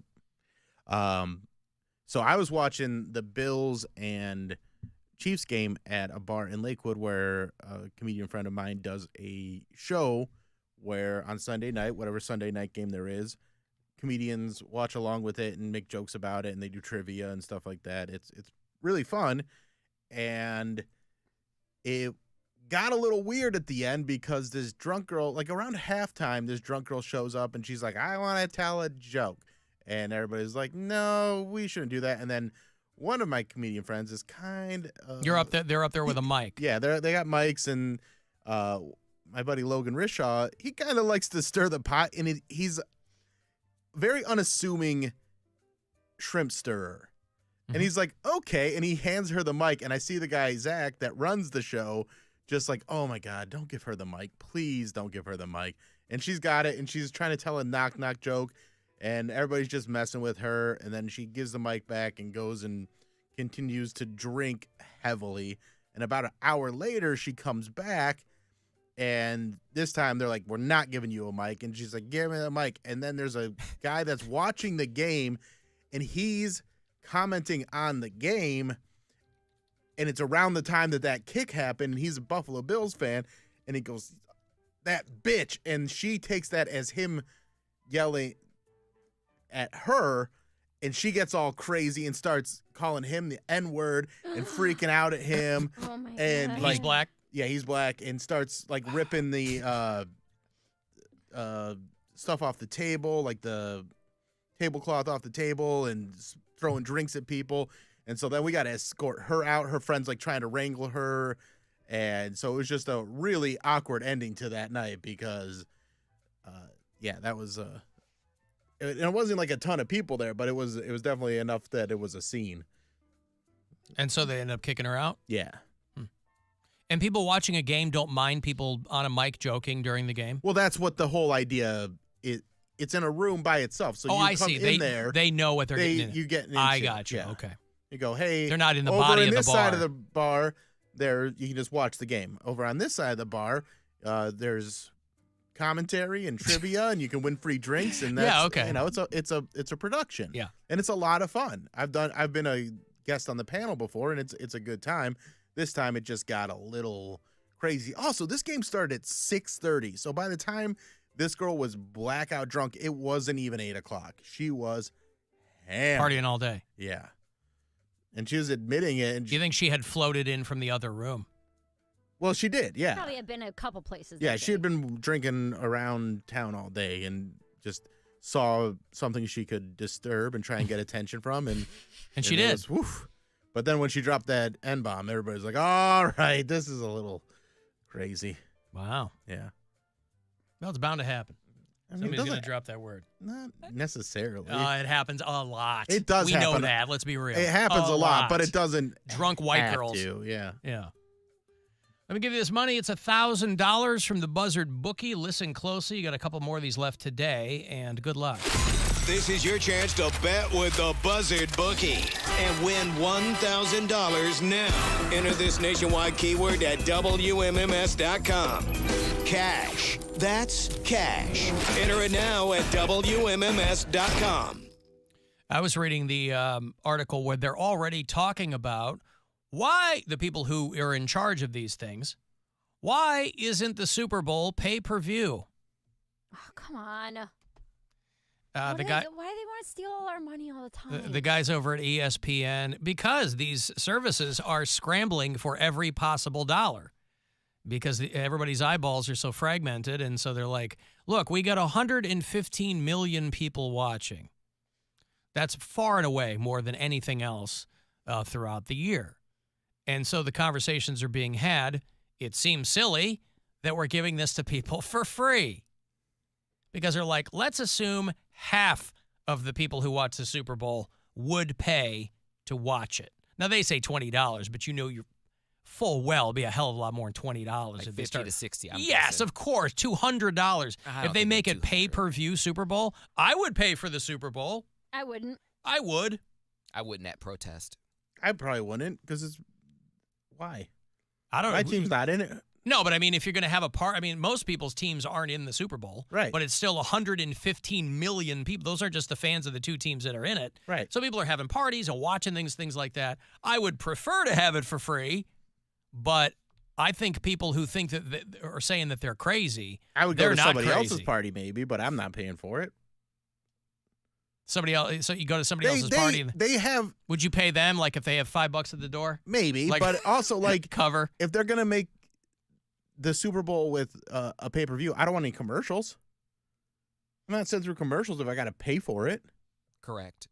Yeah, but don't people watch the Super Bowl for the commercials? No, they watch it because they know that there's going to be, that's like the price of doing business. If you're going to watch it for free, then you're going to get Well, no, I'm saying people, the Super Bowl commercials, people don't just They are consider hyped them up, like but a, like a. if I'm, no one but I'm wants not gonna them. watch the commercials. Like I don't want commercials if I have to pay, for like if it's pay-per-view. That's ridiculous. Yeah, people have found new and creative ways to sell us things, but that doesn't mean we're okay with being sold everything. Well, I mean, people aren't canceling their subscriptions because there's ads being added to their favorite streaming service. You know, Amazon is betting that people won't pay an extra $3 a month to keep the ads away.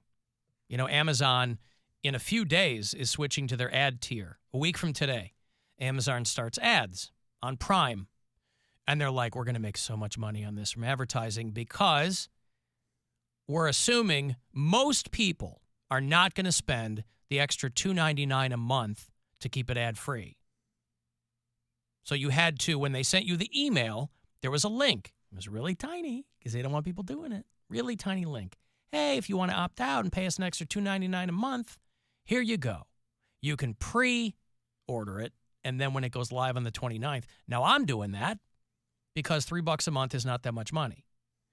And every other service now has ads in it. And I'm like, yeah, I'll do that. I don't care. But that's how they think. They're like, look, we're banking on the fact that most people are not going to want to do that. Because if you subscribe to Prime, it used to be like $70 a month. And now they're like, oh, it's or $70 a year or whatever. It was $70 a year. And now it's like $160 a year. And people are like, what the hell am I getting for this? So I can't believe it took them this long for somebody to go, why don't we make the Super Bowl pay-per-view? I mean, the NFL only makes $18 billion a year in revenue. Imagine what they could add on to that. Because it'll be on Peacock, right?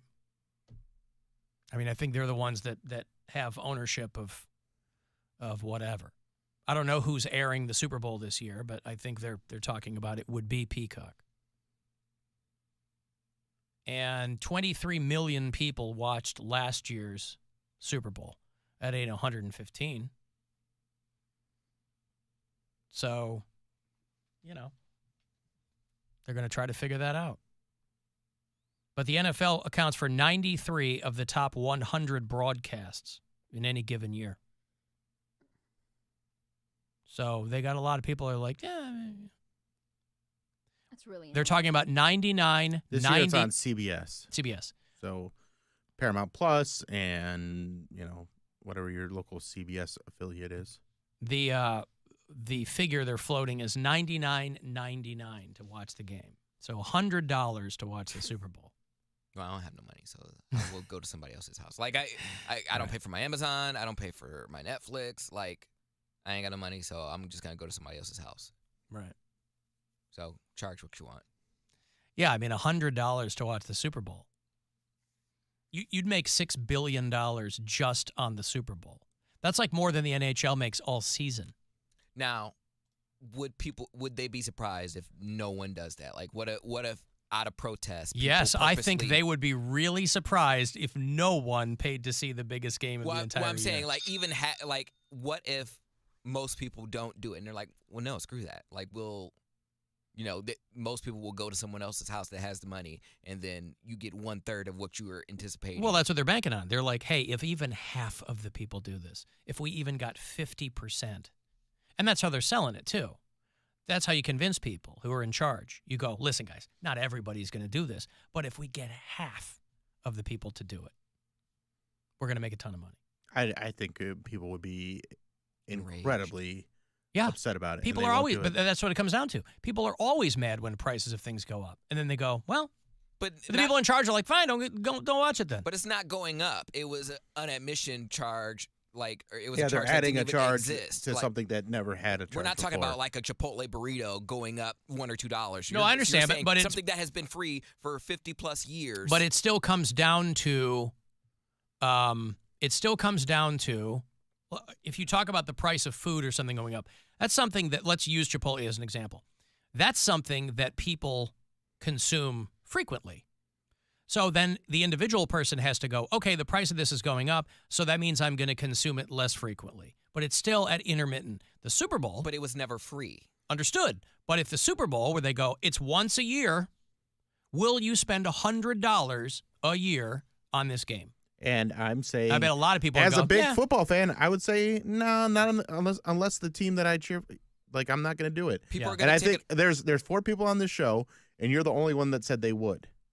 And it's a revolt because I think people would be like, okay, they would take it up with their provider. Like, because wasn't there like a thing where, was it Disney Plus that wasn't having ESPN or wasn't showing football games anymore or something like that? And people were mad because they said it was included in their subscription, and then they changed the game on them once they ordered? Yeah, maybe, because Disney and Hulu and ESPN are all bundled now. If they worked out a deal where, all right, well, we will provide you with a Super Bowl, like they'll include it in your package because cable was never free. So if they say, I think that's what they'll do. They'll start discounting it because all of these networks have partners with, the other NFL networks and whatever. Well, that's the thing, too. It would be different if all of these were separate entities, but there's really only about 4 entertainment companies left. So they go, well, let's dip our toe in this water. Now, this is not something they're going to do next year, but, I mean, they're obviously going to talk about it. Hey, because once people get more used to paying for things, either more or paying for things outright that used to be, free, they go, well, that's why I don't get used to it because I just don't pay. I mean, people do have a finite amount of money. They do need to remember that, too. Yeah, And if you take it from one spot, you're going to give it to another spot. So it doesn't seem like they're acting like people have a finite amount of money. Well, they're not acting like that. They assume. Well, because they don't care. there's a lot of discrepancy. There's a in bottomless pit of money that the discrepancy. American people are willing to do, and so far, you people have shown them that you will pay it. You And people. You people, you 1%ers like Alan. I'm not a 1%er. Big stupid elite trying to buy cable and different channels and stuff. Who do you Right. think you are?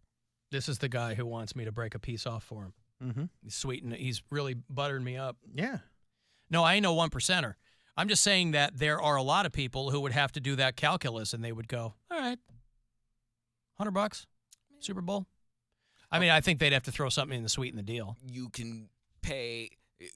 It would be $100, but you pay $25 for your friend to get it on boot, and then you have your own little Super Bowl party the day after. Mm-hmm.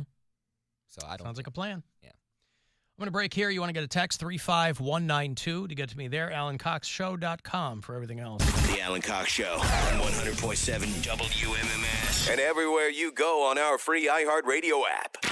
There are many harsh lessons.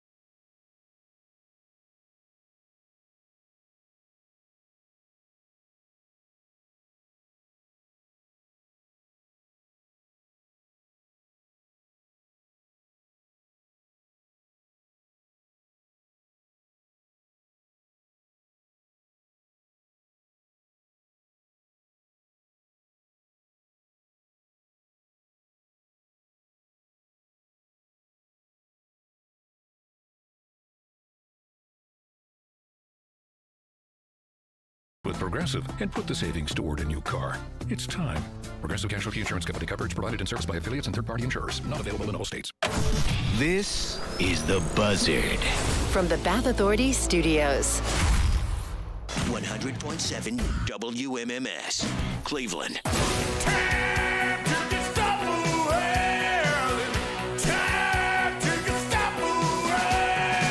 Now, some Cavs tickets. Your Cavaliers are going to take on the Sacramento Kings 2 weeks from tonight. That's February the 5th at the Romo Fijo. You can always go to Cavs.com to stay abreast of what's happening with your team. Cavs, Kings on the 5th.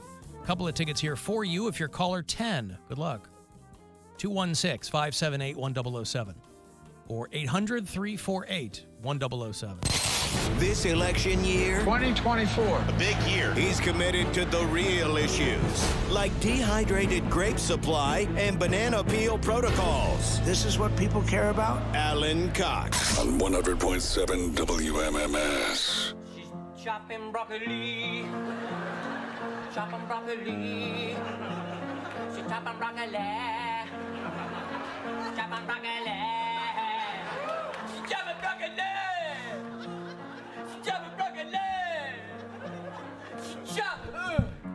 Oh, Phil Hartman in that sketch, too. He was the record exec. Remember the chopping broccoli bit? Oh, yeah. It was a classic Dana Carvey SNL bit. And in true Saturday Night Live fashion, they tried going back to that well. Well, the plan was to go back to that well a handful of times, but they found out pretty quickly it was kind of lightning in a bottle. I think they did it one other time. And Dana Carvey playing the British songwriter who had to come up with the song on the spot. And it didn't do nearly as well. So it was just kind of, Sigourney Weaver was the host that week. Anyway, I was thinking about that song because this girl has been going around on TikTok. This is an Australian woman. And people were scratching their heads wondering if maybe they were doing something wrong when she was talking about picking out fruits and vegetables and how she pronounces broccoli. Had you seen this video? No. Today I bought some broccoli, and you pay for broccoli per head, not per kilo, and I got this. Broccoli, right? Broccoli. So she's Australian, so they pronounce everything wrong. No is pronounced nar, and broccoli, according to this woman. Per head, not per kilo, and I got this tiny little thing, and I usually get a massive, big head of broccoli when I buy it myself. What? Oh, I love it. Broccoli. Do they all say that or just her? I mean, I guess Australians say that's how a lot of people there used to say it, and some people still do. I mean, broccoli, it's an Italian word, and that's how it was pronounced. But she was saying broccoli, and, you know, obviously because TikTok, not confined to Australia. So people in other countries watching it and saying, what the hell is going on here? But, you know, I look at it like, hey, you've learned something new about another culture. But she sounds awfully young to be taking an old-timey pronunciation of it. Broccoli. But maybe we can get that going here. I've never heard Ozzie Mayer use the word broccoli, but I would imagine that if it did. Ozzie Mayer doesn't eat vegetables.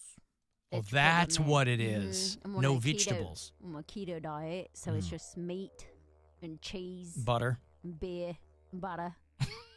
Yeah. I don't mess with broccoli or asparagus. Or cantaloupe. Right. Nothing in the cabbage family, I guess, as it were. None of it. Wow. All right. Well, there you go. So we've got one Aussie pronouncing it one way and one pronouncing it another way. I heard from Nick, one of our bureau chiefs in Virginia. He said you guys were talking about coupon or coupon. He said both pronunciations are correct in English, but the word comes from a French word. So I've always been team coupon. Coupe would be the French word, to cut. Also, Poundcake Bill and Mary are really gross with their whole licking the coupon thing. Well, that's for you to decide. Scissors. That's for you to decide, dear listener. But I had never heard of that before. Before you guys brought it to my attention. It dries. Right. I'm not handing them a wet coupon. What if you're in your car getting ready to go in and you go, oh, God, I'm going in this very thing I'm going to get.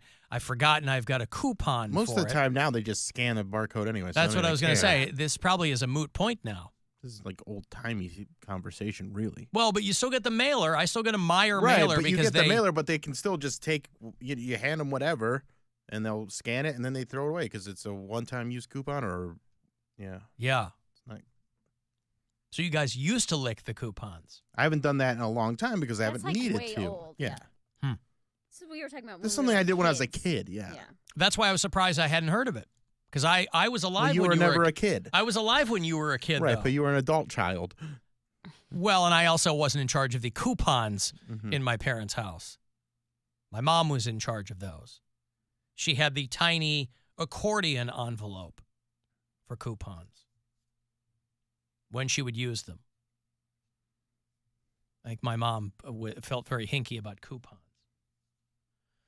But anyway, there you go. There's also a place that they asked a guy to sign a waiver because he ordered a burger cooked medium. Well, I'm sorry, he wanted a medium burger.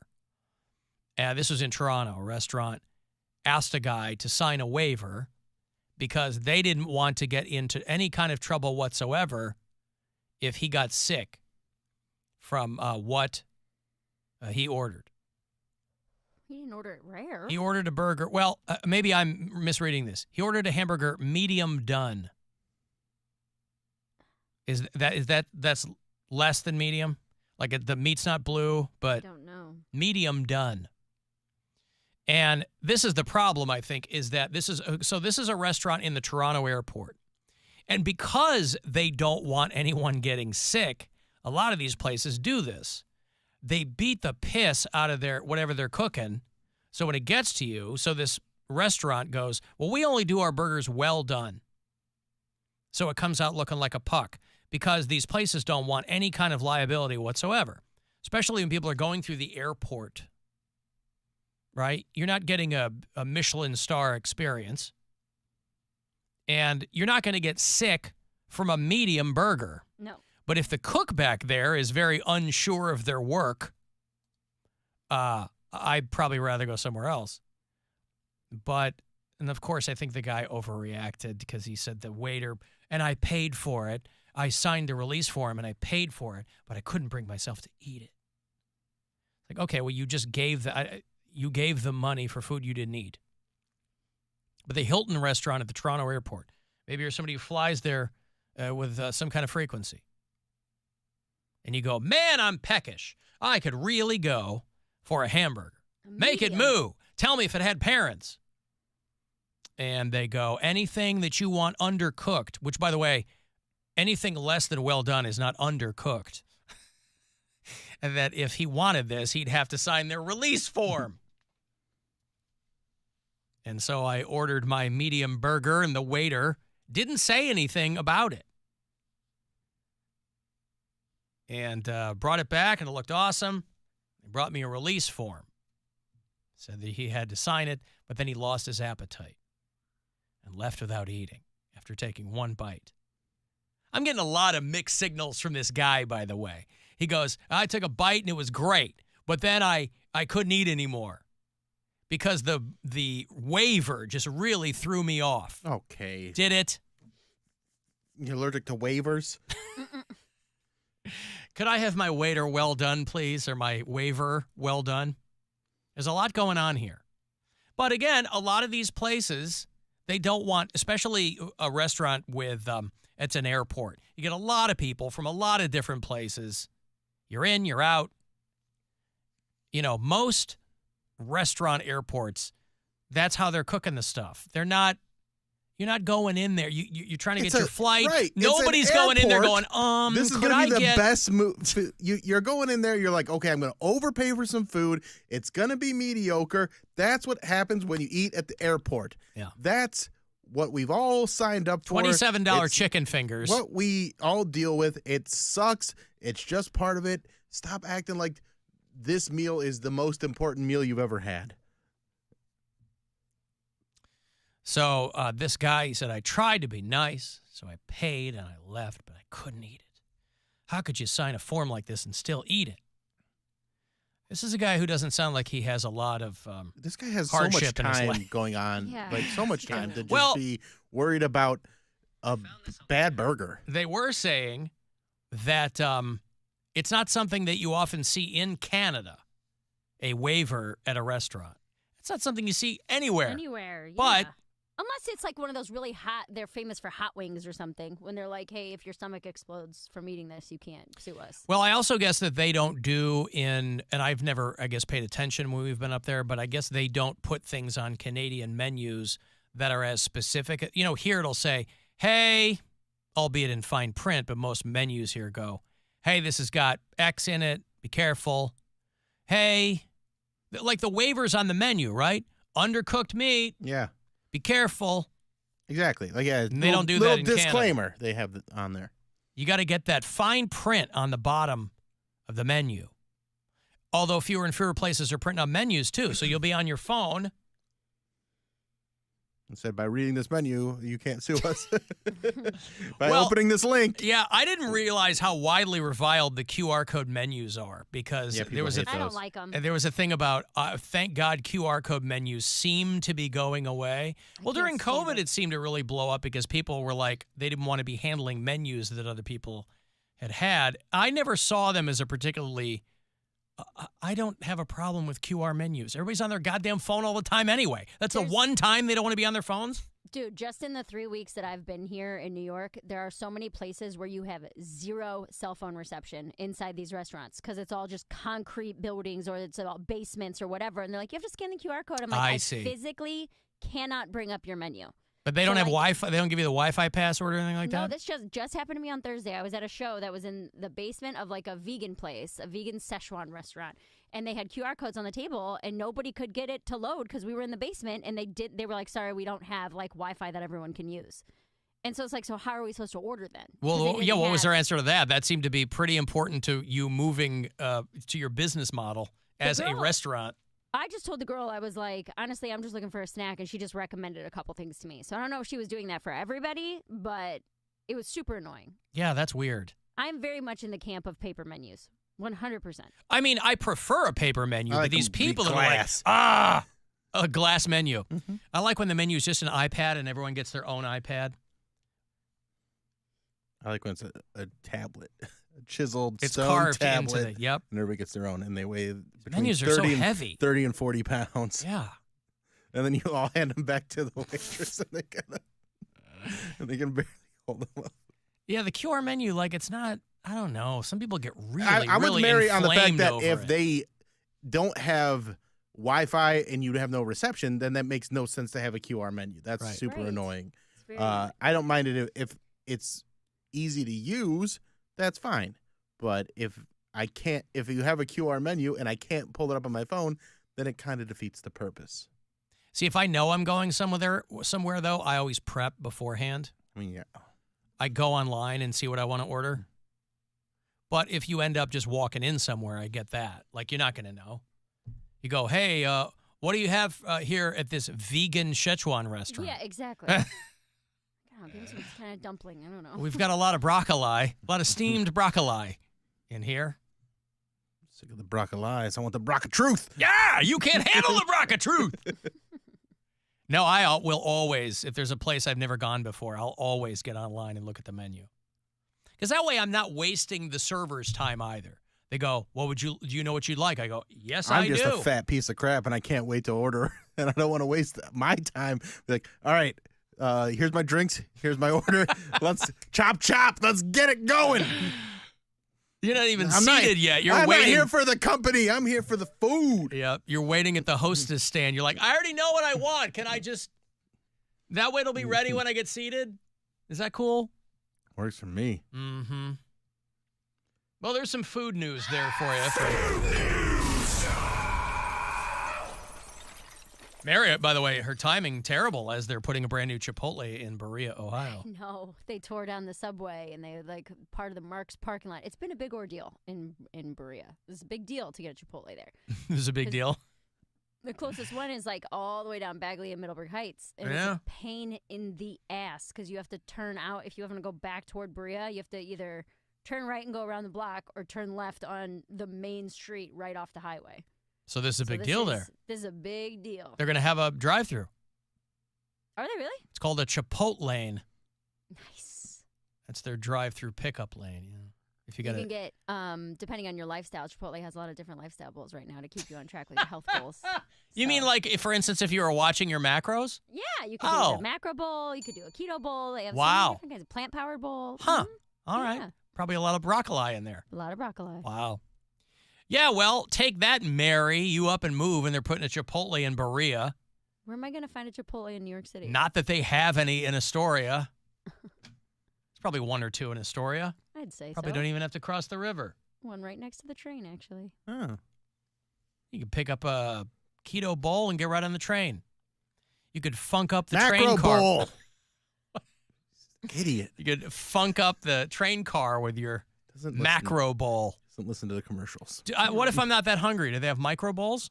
They have anything you want, Alan. You can get one taco. That seems unlikely. You can get one rice.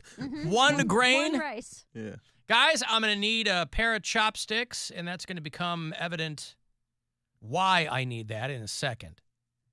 Could I get 3 grains of rice, please? And a giant head of broccoli. Hey guys, great show. I particularly love Poundcake's duality of man. He will not do an OnlyFans, but he would have a testicular surgery open to the public online for everybody to watch for his long balls. Come on. Interesting. What's he's saying that Poundcake wouldn't do an OnlyFans, but he would live stream his, because Poundcake, we found out, has long balls. And so if he's going to get a scrotectomy or whatever, that you would live stream that? I said if I were to get surgery to get it like tightened up, I would live stream. But yeah, that's science. I'm not getting aroused. I'm not doing that. That's not sexual. I feel like if I was if I was a transgender and I wanted to get like the bottom surgery, I think they call it, I would probably live stream that too for people so people can know what they're dealing with. I don't think there's anything wrong with that for science. Even if it was like nudity, I would pose nude for art. But I just don't want to be doing anything sexual. So that's very different. So in just kind of a non in a non-exploitative sense, perhaps. I mean, I'm sure people can exploit it somehow. If you put it on YouTube or put it on a certain website and they make money off of it, that's one thing. But I feel like I wouldn't like tossing off as much if I had to do it for money. You know? Well, most things aren't as fun if you're doing them for money. Some people really love doing OnlyFans, or they get like the rush of people watching them. I don't know if that's my style. And also, you're not an exhibitionist. I am, but just with no cameras around. What? Like he wants to do it live. If there's people watching him live, that's fine. But he doesn't want correct. I don't need live receipts. Like I don't need people recording stuff. He wants the bags like they have for Chappelle and the Yonder bags. Yonder you want bags. the Yonder bags. If you're watching Poundcake perform live, he's gonna give himself a little loving, but you are not filming it. And I thought I said I wouldn't necessarily have a problem with OnlyFans if it didn't come with a certain shame attached to it. Like some people, to each his own. Like their families don't care that they do OnlyFans. If anything, they would commend it. But I think my mom would be embarrassed. And I know I'm too old to care about what my mom thinks, but I do. I care about embarrassing my mother. I'll write it and we'll do it live. Shaming her. And I think if you made a bunch of money, she'd be like, I am so proud of you. Yeah, look at my successful son. I have nieces and nephews, and I don't want them growing up and people like, is your Again, uncle Poundcake? And then they send, But how often do you think that happens? I don't know.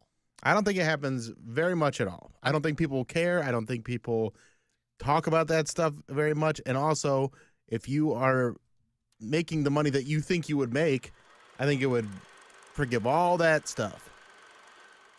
Well, I don't know. I guess we'll figure out in the next couple of months if I don't get another job. And, We're going to find out right quick. Yeah, so he doesn't need the money enough yet. We'll see how desperate I get. But I don't think I would go the OnlyFans route. I did make a Cameo though. I don't know if it's up and running. I created a profile, but you guys all have Cameo. Does it have to go through like a review period or something? Like when you create your profile? I don't recall that. Okay, because like I made something and then I hit save and then it all like went away. So I was like, oh, maybe it's under review like Grindr. Maybe, maybe. I started mine quite a while ago. Yeah, it's been a while. I don't remember how it went, but yeah. So we'll see. You might see some. Well, never mind. Oh boy. I was gonna say you might see something if things don't clear up here soon. Have you applied for other jobs yet? Yeah, a bunch. Oh, you just made a mess. Nothing's come up. Well, I guess my friend told me, she was like, it might take like a month or two. I was like, a month or two? I was like, when I got my morning job, like I interviewed and then I was like starting like the next week. I guess I've been out of the game for a while and I forgot how long it takes to like find a job. Yeah, that's why you got to get right on it. I mean, I did get right on it. I didn't have a car, so it was no point in interviewing because I couldn't get anywhere. So as soon as I got my car back, I was applying. So, Mr. Brown, do you is there anything you'd like to let us know that might prohibit you doing it? I don't have a car right now. I hope that's not a big deal. There are plenty of people that don't have cars. They still get around. Especially if I'm making a tight deadline, doing something before the show, and then having to be here, right before 2. Yeah, Poundcake got in early today. He was here like 5 to 1. Oh, I didn't eat anything, so I had to go. I had to get some lunch. I went over to Balance. Oh, boy. And I hate when they make you pay at the table with that stupid tablet. Now that I don't like. I love that. When you can pay right there, they give you the little thing. Because otherwise they give you the little folder, and then you put your card in it, and then there's 15 more minutes before they come back around. Let me pay at the table. I love that. I mean, I do like it because you can split the bill in front of everybody. The more tech, the better when you're out eating. There are ones, because I did go to, now that I think about it, I went to Olive Garden with a buddy of mine, and they had the one where you can just pay there, and you can split it right down the middle. Yeah. That was nice. That was actually pretty cool. Love it. Some of them I feel like it's a pain in the ass, though. Like, they don't have the technology where you can divvy it up. If they had the ones where you can divvy it up, that's fine. I guess I don't find myself in a lot of divvying situations. Well, it's because you're a millionaire. You know me. So you got to pay for everything. Alan, the joke's on Poundcake. I find testicular surgery incredibly arousing. How do you like that? Well, it's not my fault what you find arousing. Some people do get aroused by looking at naked people paint. Like when they paint naked people, they have like a nude model. Some people can just find the human body sexy. So I can't control that. But if I'm physically trying to make you aroused by, doing stuff, like stroking myself or Clarence Carter, inserting things or like doing like sex toy reviews. After a while, I'm like, all right, well, you got to keep ratcheting it up. Like everything, as you said. Put the ratchet in ratcheting it up. Because people, attention spans are like that, and they'll get bored. They're like, oh, you did another toy review. Look at it. Oh, he's probably getting all, loose now. And like, you got to up it. So I'm like, oh, I already did like a sex tape this week. The next week, I got to do like an orgy. And then people are going to have me hoisted up and blindfolded and handcuffed, and before you know it, people want more and more and more. They get desensitized. That's what I'm saying. I can't do. I enjoy being nasty as it is right now. I don't want to do that for money. For money? I mean, that's the best reason to do anything. I want to do it for love, for pleasure. For love. I want to do OnlyFans for love. The love of money. No, I want to do the pleasure. For the love of the game. All right. I'm going to break. I will have another $1,000 for you coming up at 4:30, so listen for each and every one of those keywords to grab the money from the Buzzard bookie. If you want to go see comedian Rob Schneider, he is coming through in a matter of weeks to do MGM Northfield Park, so I'll have a pair of tickets for you to see him next. It's the Alan Cox Show. Everywhere on our free iHeartRadio app or whatever smart device you have. Just tell me to play the Alan Cox Show on iHeartRadio.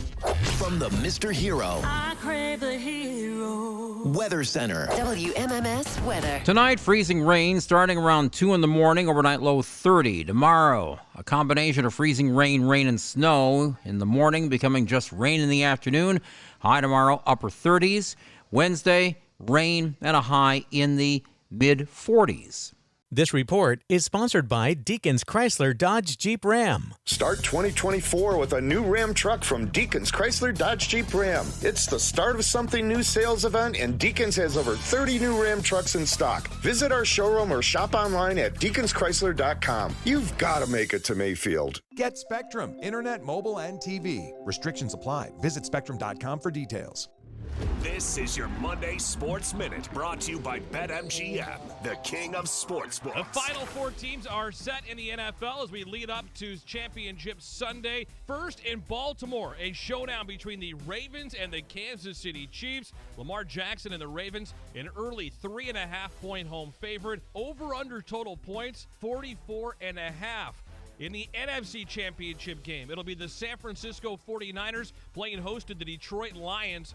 49ers, a 6.5-point home favorite. Over under 51 total points for the Lions and the 49ers. It's Championship Sunday in the NFL. Signature bets, single game parlays, build your own parlays. Lots of ways to take action. BetMGM is the king of sportsbooks. Download the app today and use code MINUTE. BetMGM and GameSense remind you to have fun and play responsibly. BetMGM.com for terms and conditions. 21 plus to wager. Gambling problem? Call 1-800-GAMBLER. It's winner, winner, chicken sandwich, lunch, and dinner at Gecko Cafe and Market. Taste the craveable goodness of their signature home-style or spicy chicken sandwiches. Build your own with Gecko's topping combos that can satisfy any appetite, starting at $4.99. And Gecko's made-to-order drinks are now beverages with benefits. Add a pump of dietary supplement syrup to fruit smoothies and more to give yourself a boost of energy or resistance. Plus, with My Perks, you can save on fuel when you redeem the perks you've earned. Gecko Cafe and Market. Better believe it. You know the biggest games are won in the trenches, right? Even armpit trenches. That's right. Luckily, Old Spice, the greatest smell in the NFL, has you covered. Grab a 4-pack of Old Spice Swagger deodorant at Costco today. When you use Old Spice daily, you get 24/7 odor protection. It's like an entire offensive line fending off unwanted odors. It's only available for a limited time, so rush to Costco now. Old Spice, official locker room product of the NFL and Super Bowl 58. Hey, K.O.B., you got what I need. Easy credit, easy drive, where Cleveland goes to buy. O-K-O-B-E, KeaABedford.com. It is Ryan Seacrest here. So, when I am craving a fizzy drink, the one that's perfect for me, it's a delicious, gut-healthy choice. It's Health-Ade Kombucha. Health-Ade is a super tasty and refreshing bubbly probiotic tea that quenches your thirst while supporting your gut health. I drink Health-Ade all the time to make sure I feel my best. If you're taking your healthy habits seriously in the new year, it's also perfect for you. Find all my favorite Health-Ade Kombucha flavors at Whole Foods today and start the new year off right. Look for the brown bottle with an anchor on it. Hey, it's Alan. It's hard to stick with New Year's resolutions. The great thing is that donating your car to Cars for Kids takes 2 minutes and only needs to be done once. Quick call, 1-877-CARS-FOR-KIDS, or go to carsforkids.org. That old car going to be gone from the driveway and finally gone from your head. Cars for Kids will pick up your vehicle for free, take care of any paperwork. You get a tax deduction and a vacation voucher for your generosity to boot. Talk about starting the new year off right. Just go to carsforkids.org to get started. That's cars with a K. If you see me stopped in the McDonald's drive-thru, just staring at the menu with my "what should I order" face, don't interrupt. It's the most important decision I'll make all day. There's a deal for every big thinker at McDonald's. Now order and pay in the McDonald's app and get 30% off any purchase of $5 or more. Valid once per day through 6/30/24 at participating McDonald's. Excludes taxes. Must opt into rewards. Ring in the new year with the ultimate timeless gift, a diamond from Diamonds Direct. Whether you're ready to pop the question or celebrating a lifetime of love in 2024, Diamonds Direct can make this New Year's one to remember forever. Diamonds Direct is the area's destination for exquisite diamonds in all shapes and sizes, and our nationwide price guarantee ensures you'll get the best value, period. To showcase that spectacular diamond, we have literally thousands of designer settings from all the top names like Tacori, Verragio, Simon G, A. Jaffe, and many more. and our experts will guide you every step of the way with the education you want and the respect you deserve. Engagement rings, wedding bands, eternity bands, fashion rings. At Diamonds Direct, we specialize in the ultimate symbol of love, and we welcome the opportunity to celebrate with you. So start the new year with some new excitement, new hope, and some new bling. Diamonds Direct, near Beechwood Mall at the corner of Richmond and Cedar Road. Proud to call the 216 home. Diamonds Direct, your love, our passion. Heart failure, carpal tunnel syndrome, shortness of breath, stomach issues, lower back pain. How does it all add up? If you have heart failure and any of those seemingly unrelated symptoms sound familiar, it's time to talk with your cardiologist and get the full picture. They may add up to transthyretin amyloid cardiomyopathy. ATTR-CM is a rare and underdiagnosed disease. Recognize the signs and discuss them with your doctor soon. Learn more at yourheartcomesfirst.com. That's yourheartcomesfirst.com. Sponsored by Pfizer. What does it feel like to file with TaxSlayer and get your guaranteed maximum refund? It feels like the last level of a video game, facing off against the final boss who stands between you and your refund. All your refund is belong to me. Using the power of TaxSlayer like a secret power-up he doesn't see coming. Only the most tax-confident can defeat me. Throwing your laptop at his video game face and watching him crumble into a giant pile of shiny coin tax refunds. Oh, not fair. You use TaxSlayer. Save up to 80% when you file with TaxSlayer. Start for free. Start your new year in a new Kia from Ken Ganley, Ohio's #1 Kia dealer. Now get lower.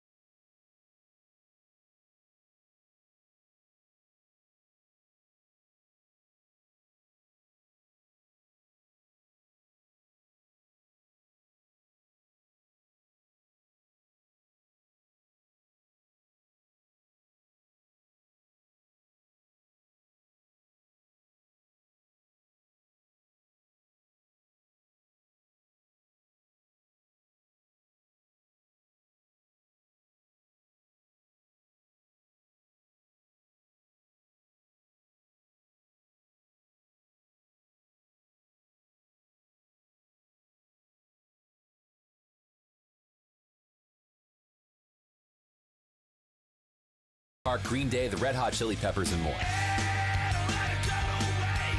Just open the free iHeartRadio app, search Alt2K, and listen now. Try something new for 2024. iHeartRadio. iHeartRadio. Free never sounded so good. Now it's time to give stuff away. Alan Cox. Time to give stuff away. All right, I'm going to go see comedian Rob Schneider. He's in town about a month from now, Saturday, February the 24th. He'll be out at MGM Northfield Park. Ticketmaster.com has got all the info for you. If you want to buy tickets, that's where you would do it. But you can win this pair. 2 for Rob Schneider. Stand-up tour next month out at Northfield Park. Good luck. Big caller 10-216-578-1007 or 800-348-1007. Death is a touchy subject. Unless you're killing all your time with this, then just keep touching. The Alan Cox Show.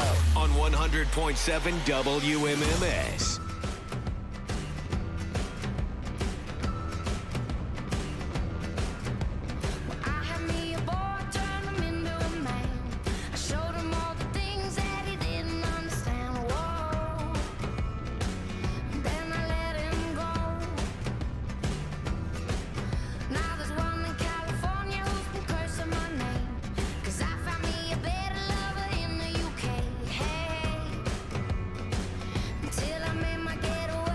Remember this song?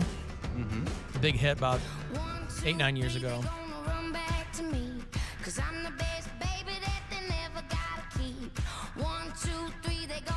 It's called X's and O's. Elle King is the singer. It was a big hit for her. And then she kind of had trouble after that. Elle King is Rob Schneider's daughter. Her real name is Tanner Schneider. Why didn't she just go by Tanner Schneider? I don't think she had a very good relationship with her dad. I think it was a That's pretty what I understand, acrimonious yeah. divorce, and I think they're in a better spot now. Maybe. I don't know. I don't know if you saw the video. Elle King performed. I'm going to try to do the pop thing with this song, X's and O's. She has one on country. Well, maybe not right now, but called Drunk and Don't Want to Go Home. Well, and that dovetails perfectly into the story because she has pivoted to country music, and I don't know how long ago she did that, but she was performing at the Dolly Parton birthday tribute at the Grand Ole Opry, and this was Friday night, and she was hammered. Nice. And so now everyone involved is apologizing on her behalf. I don't know if she's put out a statement, but I think the problem they were having with Elle King at the time when this song came out was that she was a big girl. And this was pre-Lizzo and pre a lot of that other body positivity stuff. And I think the people in charge were like, this is a great song, but we're going to have a hard time marketing you, I think was the vibe. And that can't make you feel good. And so she kind of had a hard time after that. So it looked like she lost quite a bit of weight, pivoted to country music, and they did this big show at the Grand Ole Opry for Dolly Parton's 78th birthday. And Elle King was like, playing, but then like they were stopping, and I think the other girls in her band were kind of trying to make light of it or help her through. But she was basically telling people like, I'm drunk. I don't know. What, did you see any of this video? No. Elle King. The song, her last big hit that I remember was "I'm drunk and I don't want to go home." Yeah, I'm drunk and I don't want to go home. Well, they say write what you know. And so she kind of jokes with the crowd. She's like, I don't really know the lyrics. I'm obviously I can't play you the unedited video, but One day, he gon' marry me. We gon' cut down. He gon' be so sweet. We gon' go round. I don't know lyrics to these things in his plan. Don't care, darling, 'cause it's her birthday.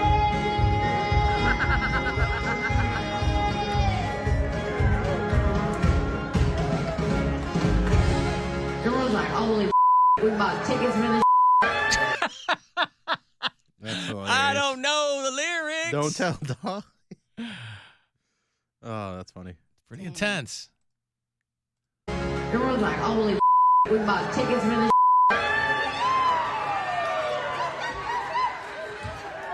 I'm not even gonna lie. You bought tickets for this.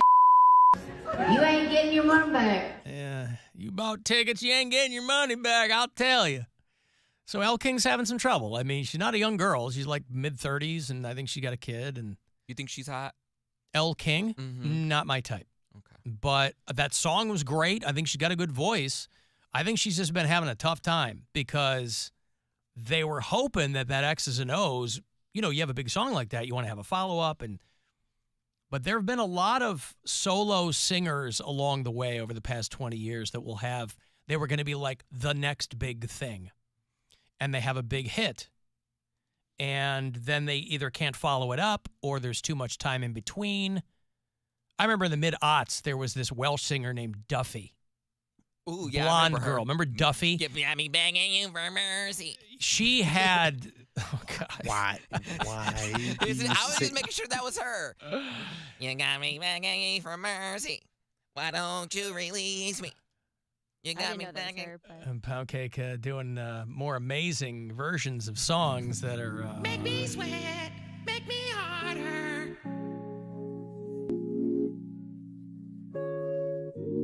Make me sweat, make me harder. Make me lose my breath, I've heard from a couple of fans of this show who, when we're not on, are listening to Kiss FM.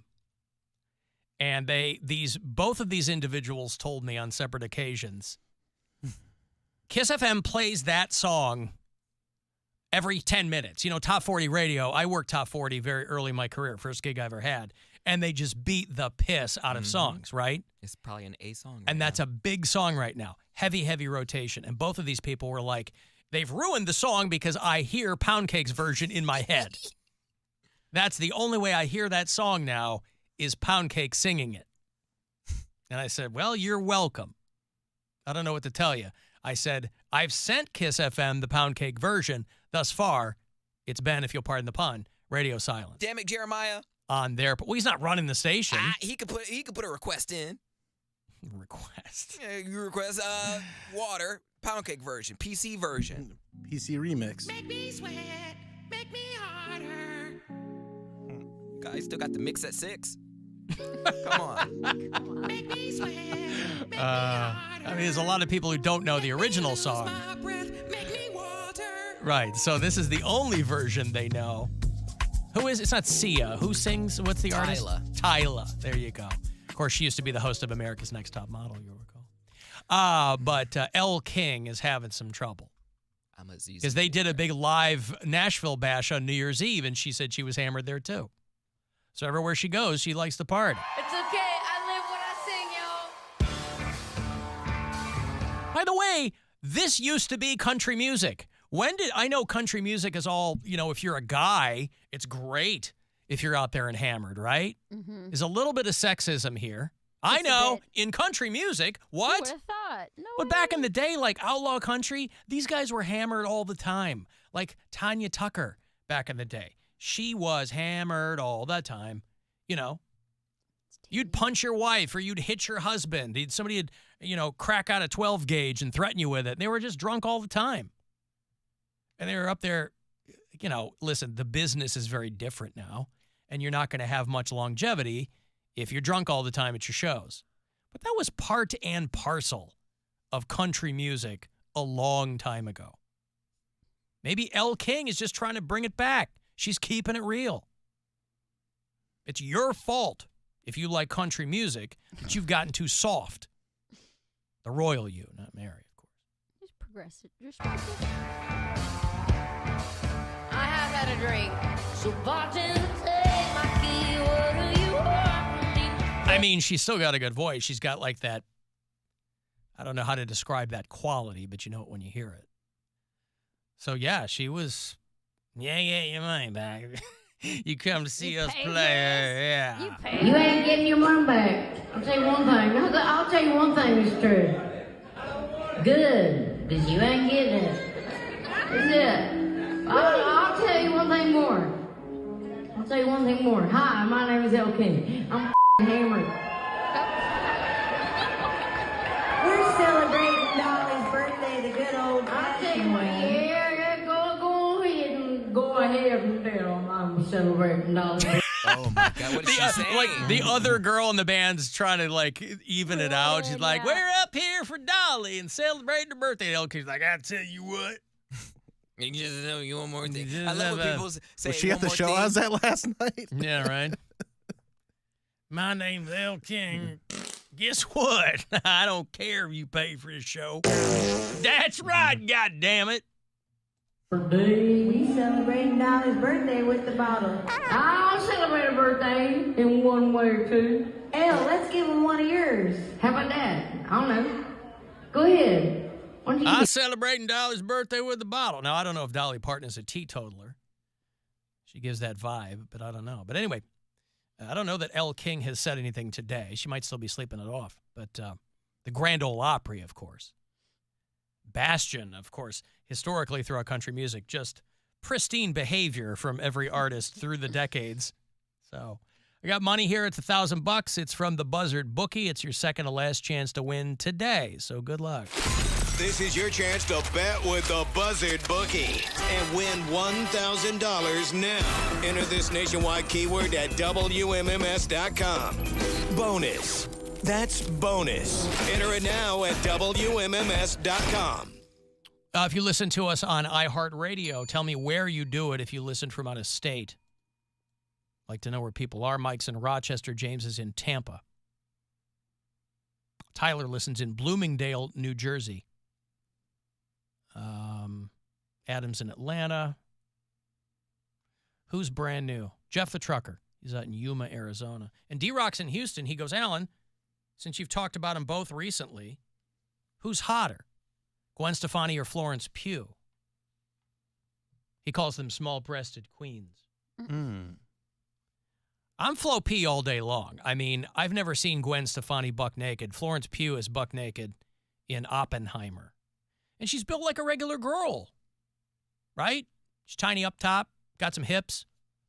I've never seen Gwen Stefani naked. I've seen her scantily clad in person, but I've never seen her naked. And Gwen Stefani, listen, I'm an ass man. I don't care what's going on up top. But Gwen Stefani, I mean, at least she was back in the day. She was really, had the body of a 10-year-old boy. That was the look, though. That was the look. You're Heroin right. chic. Yup. Plaid pants, tank top, suspenders. That was her whole thing back then. But I would go with Florence Pugh. I think she's cute. And advantage, British accent. But you're watching Oppenheimer and you're going, oh, Zach Braff was on that for quite some time. He got to take full advantage of everything that was going on there.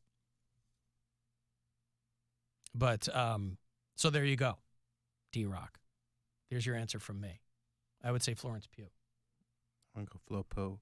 What'd you call her? Flo-P? Flo-P. Flo-P. Yeah. Flo-Po. Flo-Poo. You can call her whatever you want. Whatever. Flo-P, Flo-Poo. Florence Pugh. Yeah. Mm-hmm. I'm pretty sure it's Pugh, right? Yeah, P-U-G-H? I think so. I think it's pronounced Pugh.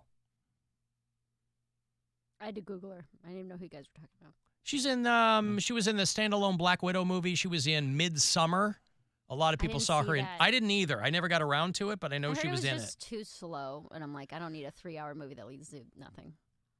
I don't think it's that long, is it? Midsummer? I thought it was. It was like 2 hours long, but it's it's 2 hours and 2.5 hours long. Yeah. And if it's like slow pacing, I nothing didn't know happens, that. Like, no, thank you.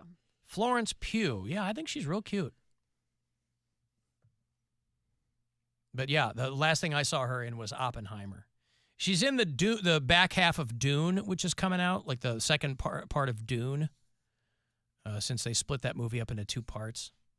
And then the strike really kicked it down the road. So I think it's going to be out this summer. But she's been in some good stuff. She's in a movie called Don't Worry, Darling that was kind of interesting. But yeah, Flo P. And, but now that No Doubt is reuniting, that's got to make people happy if they're into Gwen Stefani. Alan Willie Nelson's one wife wrapped him in a blanket and beat him with a broom and I think set him on fire. What? That ain't country. I don't know what is. Well, Willie Nelson's lived a long time and he's lived a lot of lives. You know, he wasn't always a chilled out weed smoker. I mean, he was a hard-living dude for a long, long time. Doesn't he have a story about finding out that he had another kid Yeah, for the mail? he's got all kinds of stories. And He found out he had another toe. Yeah.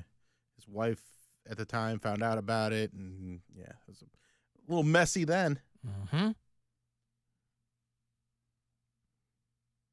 Alan, there's a game show on the Roku channel called Blake Shelton's Barmageddon. And it's all drinking games, and Elle King was on there, and you can tell that she's a sloppy party girl. Good for her. Listen, I hate to say, there's a lot of moderately talented people who, get some time in the business, but they don't know what to do with it, or they don't handle it properly. I think she's got a really good voice. I mean, if she doesn't get her drinking under control. Well, that's what I'm saying. Last, I hope that you figure that out, but she is Rob Schneider's daughter. Maybe they'll do a movie together. Tanya Tucker. Drunk and disorderly. Drunk. Rob Schneider and Elle King. Yeah. Drunk and disorderly. Yeah, I think she hated him for a long time. She's like, I'm not taking his name, blah, blah, blah. He was married to a model for a hot minute, I think, and he knocked her up, and they had El King. But, you know, so everybody's got their stories, and that's hers. And hopefully she can get it together. But again, if Dolly, I don't even know if Dolly Parton was there. And if Dolly Parton's not there, who cares? She's there having a good time. I mean, what is the point? Best version of that song I ever heard. What is the point, if you're El King, what is the point of having a tattoo of a beer bottle between your boobs if you're not going to get out there and walk the walk? Is that what she has? I think so, yeah. That's a terrible tattoo. I got to take a break. If you want looks like a dump. Send me a text, 35192. You can watch live at alancoxshow.com. There are many harsh lessons to be learned from the gambling.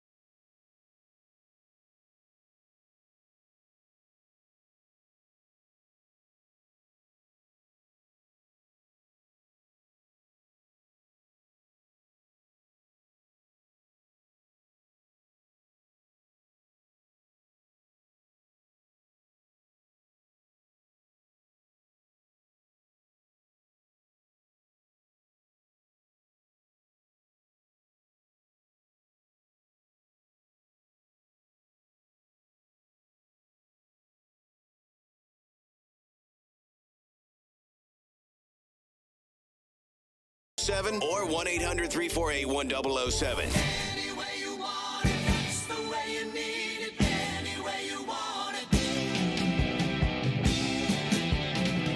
She loves to laugh, she loves to sing, she does everything.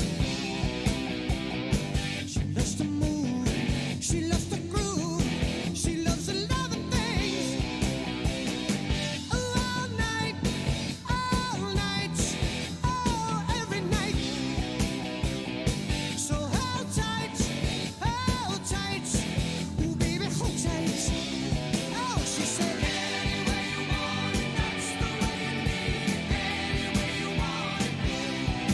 she said,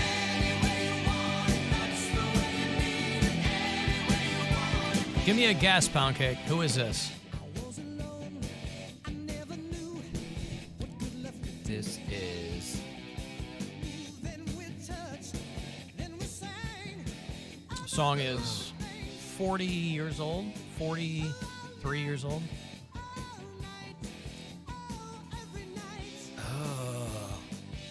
this is the Eagles. Steve Perry is the guy singing for this band. That helps. This song, a lot of people, this song got famous because of Caddyshack. Remember when they're out on the golf course? And Can I have the first letter of the name? J.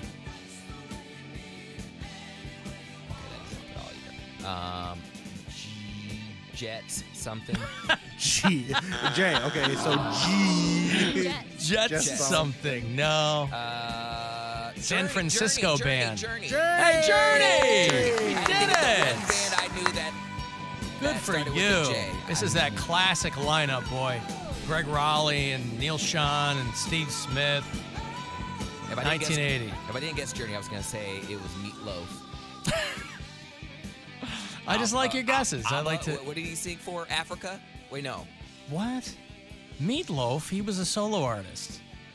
He did Paradise by the Dashboard Light and I'll Do Anything for Love, but I won't do that. Who did Africa? Is that Toto? Toto. Oh, God. Yes, that's right. Toto, the band, did Africa. Okay. And then Weezer and 100 other people, yeah. Steve Perry, original vocalist for Journey. He is 75 years old today. Steve Perry. Yeah. Journey got into the Rock and Roll Hall of Fame in 2017, and that was the first time that he had seen those guys in a long time. It was a very acrimonious split in that band because they had he had done a couple of solo albums by the time they got to the mid-90s, and he needed hip surgery. And the rest of the band was like, okay, well, once you get that done, we're going to go out on tour. But his voice, just unbelievable. And the harmonies. I was a huge Journey fan back in the day. When I was kind of coming of age and starting to like buy my own music on cassette, Columbia House, right? Loved Journey. Steve Smith, just an unbelievable drummer for that band. But Steve Perry ended up, they really pushed him to get the surgery. He was going to get it anyway, but it kept having to push their tour down the road. And they were like, look, we got to, you do a new album, you got to go out and tour in support of it. And he didn't want to do that. And they said, well, we got to get somebody then to front Journey. And they initially got a guy who sounded exactly like him. With pretty much the same name. They got a guy named Steve Augeri. He was only there for a little bit, and then they find this little Filipino guy on like a reality show doing Journey. A guy named Arnel. He's really great, too. He's amazing. I think he's been in Journey now longer than Steve Perry was. Yeah. A guy named Arnel Pineda. And so they've done a couple of reunion things along the way, but Steve Perry was like, look, this guy fronts Journey now, and I don't want to get in his way. But, like, Journey did a Lollapalooza a couple of years ago. And that's kids, Lollapalooza. They probably didn't know it was one of the weirder bookings, but I think that's good. And they ended up putting out a live album from Lollapalooza because the response was so good.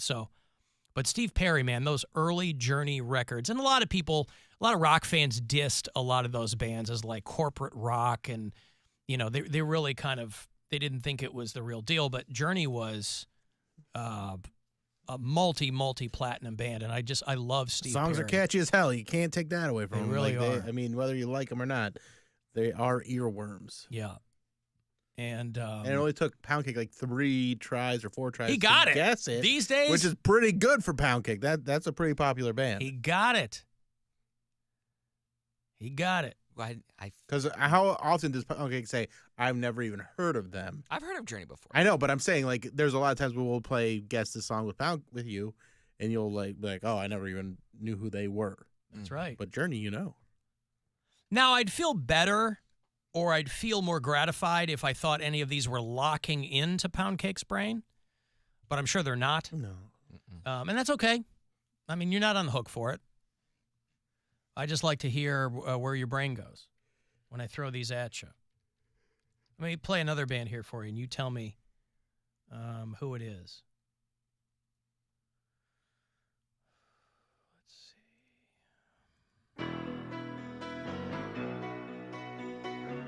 Another very famous song. This is Don't Stop Believing. That's right. By, is this also Journey? It is. It's also, tried it a little trick-a-roo out of it. Gotcha! Did a little zigzag. Yeah. That's right. When my Chicago White Sox, the season they won the World Series, they were using Don't Stop Believin' as like their theme song, and they were just beating the hell out of that. And then they ended up winning the World Series. And, you know, Journey's a San Francisco band. And that was around the time of the Sopranos finale, too. So that was like a lot of Journey in those around those years. Because what was the Sopranos was 2006, I think? It might have been. And that song is very top of mind. Was that 2007 or 8? That show was on 99 to 06, I think, but or like 07? when the White Sox won. 05. 05. Okay, Yeah. so yeah, like around that time, a lot of Don't Stop Believin' Yep. being played. And they asked Steve Perry to, like, come sing, you know, at the some World Series thing for the. He's like, yeah, he was a Giants fan, of course, but I'm sure they made a lot of money off of the White Sox licensing that song. So, Alan, you should stop hating on religion. I've had the blessing of growing up in an Amish Christian household, and I don't push my beliefs on anybody. Why are you pushing on us? Church. No, I don't hate on religion. I think it's universally silly, but you can do whatever you want to do, as long as you're not trying to make life difficult for other people. That's a big caveat that a lot of people can't seem to get hip to. Because, quite frankly, if that's what you're doing, you are pushing your beliefs on people. I don't know anything about you from a 2-line email. They are Amish and Christian. What's that? That's all you need to know. Well, again, I don't know anything other than... Also, what are you doing email in there, sir? Oh, he's in the barn. He's got the Xbox fired up, and, you know. I saw Kingpin. That's pretty much the extent, and I lived in Pennsylvania for a number of years. I was watching a video about That's Bill about Murray, the extent of my... how Bill Murray showed up to that, and he bowled. There's a scene where he bowls 3 strikes in a row. He's Ernie McCracken. Yeah, as Ernie McCracken, and he actually bowled 3 strikes in a row. So it's like and the crowd just goes nuts, and he's whipping the hair around, and just how much fun he had on the set of that movie. And I always think about these older friends of my parents that went to see that movie, knowing Bill Murray was in it. They didn't know that it was the Farrelly brothers. They didn't know anything about the Farrelly brothers. It was an old Mormon couple, and they're like, oh, we saw that movie, the new bowling movie with Bill Murray in it, and it was just distasteful. They thought it was just a Bill Murray bowling movie. Yeah, like nothing I'd ever expect from him. And I was like, well, this is a movie I definitely have to see now. And I loved it. Kingpin was so goddamn funny. And Ernie McCracken is the funniest. I mean, just the scene, and maybe not the ones that everybody else laughs at, but for me, when he teaches Randy Quaid how to floss, and he takes the floss out, and it looks like stuff on a clothesline. Yeah. He's got giant hunks of meat on his mouth. I was crying. I know there's the more scatological stuff about Woody Harrelson having to, like, go down in his landlord and all that stuff, but when he pulls the floss out, and oh, god damn, did I laugh. It's just a stupid, I haven't seen Kingpin movie. in a long time. I should watch that. Oh, it's so good. And Ernie McCracken just being a complete dirtbag. And a superstar bowler, which is just a hilarious thing in and of itself, where a bowler is a household name. Right. 1996. It's on Hulu. Man, what a movie. One time, like right when it first came out, maybe on TV or something. But it's been a very, very long time. I just remember the scene getting freaked out when they shove his hand into the ball return. Right, yeah. And I'm being like, I don't like this movie. I don't want to watch it. I was like 7, you know. I just liked, and I don't know what happened to her, but the female lead was a girl named Vanessa Angel. Yeah. And she was a British actress. And she was on the TV show version of Weird Science. I remember that, but she was like somebody I was like, I couldn't figure out why she wasn't a huge deal. Right. Like a Salma Hayek or like a... Yeah, she was hot. First time I ever saw her, she was one of the Russians in Spies Like Us. Remember when they're in the tent and they're all in like the white snow suits, and she was one of the girls in that. Hey, Lisa. Yes. What's up? I think you should send Poundcake to Ohio University. They have a really stellar history of rock and roll classes. It's phenomenal. But even before one of my daughters took the class, she knew, because we raised them correctly, like she would beat Poundcake hands down with rock history. Every time you quiz him with a song, I'm just floored. And they're half his age. Yeah, but Lisa, it'd be no fun. It'd be no fun if he knew all the answers. That's not fun. Well, that's true. I want to hear how fun, his brain works. But he went to school for this, right? No. For rock and roll. He went to the school of hard knocks. For what? I thought he went to school to work on the radio. On broadcasting, but that doesn't mean you... Broadcasting doesn't teach you anything about music. Well, they should. Why? But there's a billion different... I mean, you mean about rock and roll? Yeah. Well, music in general. But you guys had to do that for your kids. No, they just chose to do it instead of some other boring history class. But they already knew this. Right, but you said because that's what I'm saying, because the way that you raised your girls, they already had kind of a fundamental interest in it. A lot of people don't. Poundcake's not a rock and roll guy. So that's why I think it's funny. That's why I like to pick his brain. And little by little, it's seeped in slightly, I think, just kind of by osmosis. But if I asked him a question... I think he would enjoy it if he went to their shows. Like he might. Maybe he would...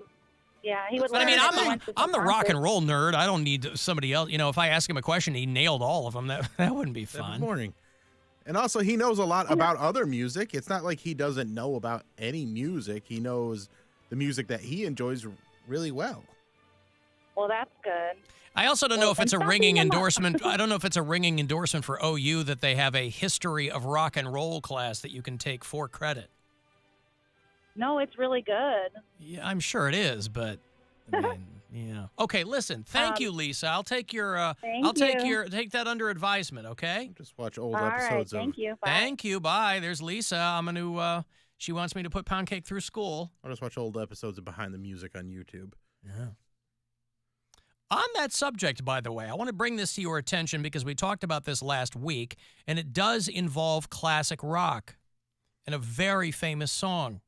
So my point to you here is twofold. Whereas Lisa wants you to learn more about this music, I don't care about that, but I do, Poundcake, want you to be successful in the things that you do, and what that takes is really striking while the iron is hot. And last week, I don't even know how we got on the subject, but Poundcake floated the idea of fart socks. I don't know how. Whoopee cushion socks, yeah. What's that? Yeah. It was the whoopee cushion shoes. Whoopee cushion socks, and we were joking about like the Tom Cruise scene in Risky Business. Wouldn't that be hilarious? Somebody beat you to it. This is what I'm saying. These ideas, they're out in the ether, and you've got to strike. Well, I saw this online yesterday. Some company they've already stolen that idea. Did they hear us talking about it? I don't know I'm about not talking that. about the company, but you saw it because it was like in the algorithm. Whatever. I mean, the ad I saw had no, there was no voiceover or anything. I don't know. That's kind of scary because sometimes I think things and then it will pop up on like my Facebook feed. So maybe that's what happened. Well, you tell me.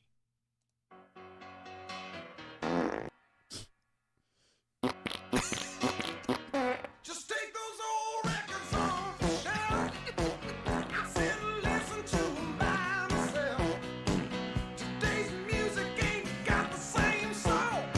I mean, that was all that I. That's almost that as was good all as that the, I saw. That's almost as good as the Metallica fart pedal, where the guy plays what's the one from Stranger Things? Enter Sandman. Enter Sandman, but it's farts. Yeah. It's great. So anyway, Poundcake, I'm just saying that, if you don't strike while the iron's hot, somebody comes along and takes your idea.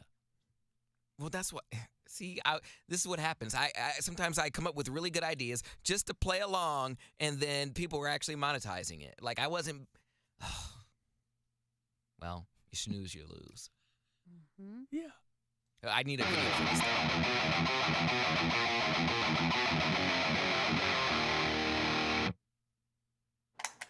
There goes the fart pedal.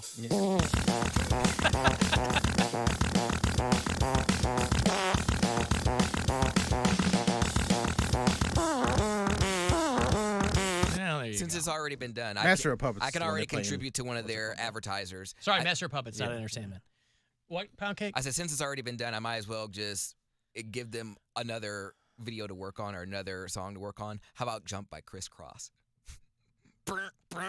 Everybody want to... Yeah. Well, I'll start working on that. Is that your fart? So those are Yes. his farts, yes. It's a little quick one. Mm-hmm.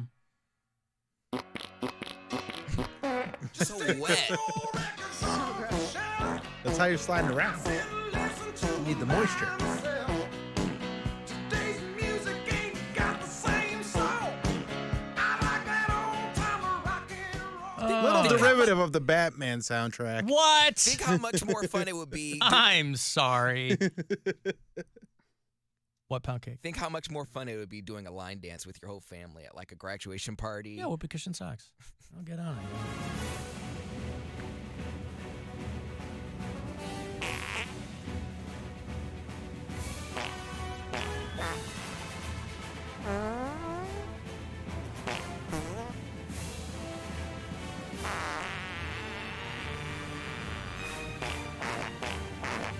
Well, anywho, derivative, schmerivative. Farts are stupid.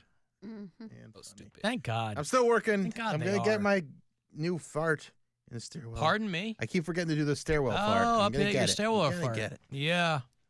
Trucker Come John, on, he's Bill. the one who's really he's waiting with holding bated breath for you to do that. Get on your Been very busy, but this week is much less busy, so I think I'll be able to get a good stairwell fart. I mean, I'd hate for anyone in this audience to think that you are too busy To fart? to fart, to update your stairwell fart.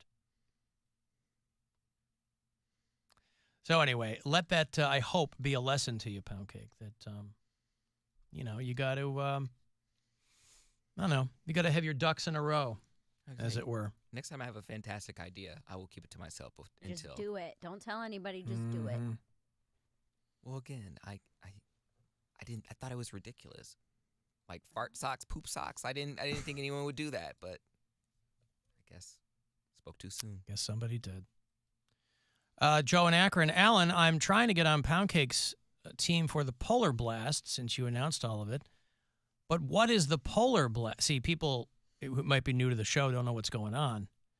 And I announced top of the show today that we're going to be doing our 12th Alan Cox Show Polar Blast. So maybe people who are new to the program, it's our annual tubing race that we do out at Boston Mills Brandywine. And so it's going to happen on February 23rd, and we'll spend the next few weeks putting people on our respective teams. And if you want to get on Poundcake's team, you can go to WMMS.com and then hit the contest page there, and you can register to get on his team. And then here on the show for the next few weeks, put people on our respective teams. By the way, You can come out and hang, by the way, too, if you just want to do that. But it's going to be Friday, February 23rd out at Boston Mills. But it's just our annual tubing race. And we have a lot of fun doing it. Say what?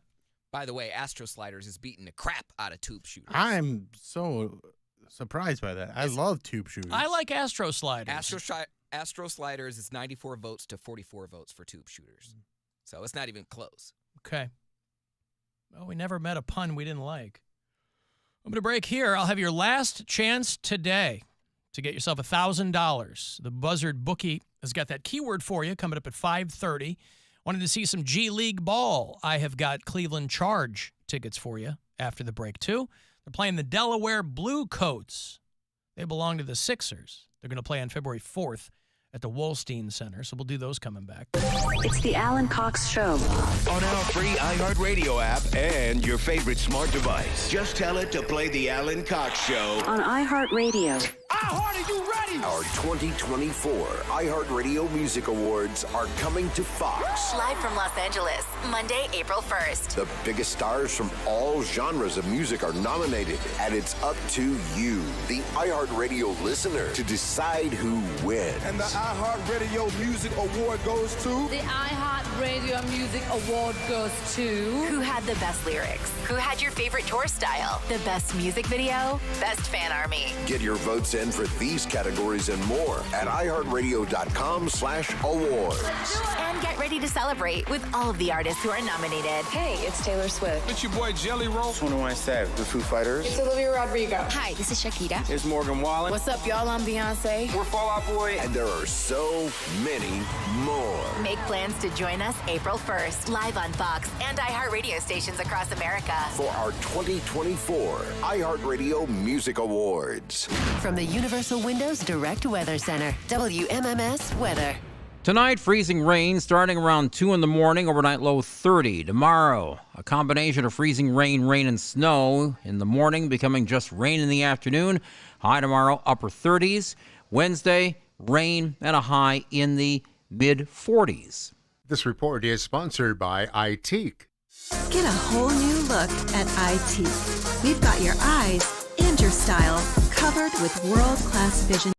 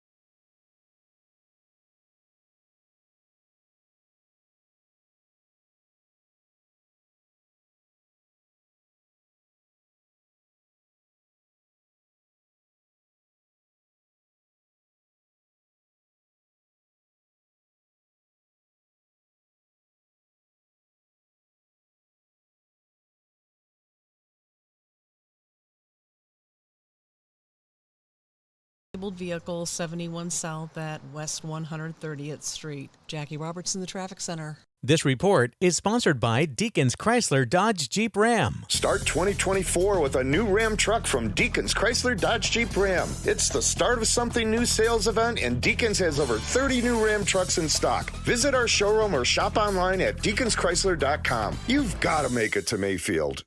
I'm Jason Flom, and you're Maggie Freeling. Hey, Jason. Every day we learn about another person who shouldn't be in prison. 58 years in prison for a crime he didn't commit.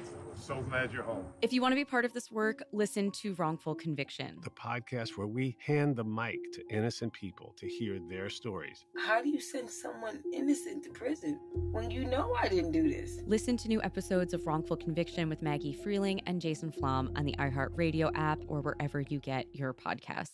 His name is Alan, and he's giving stuff away.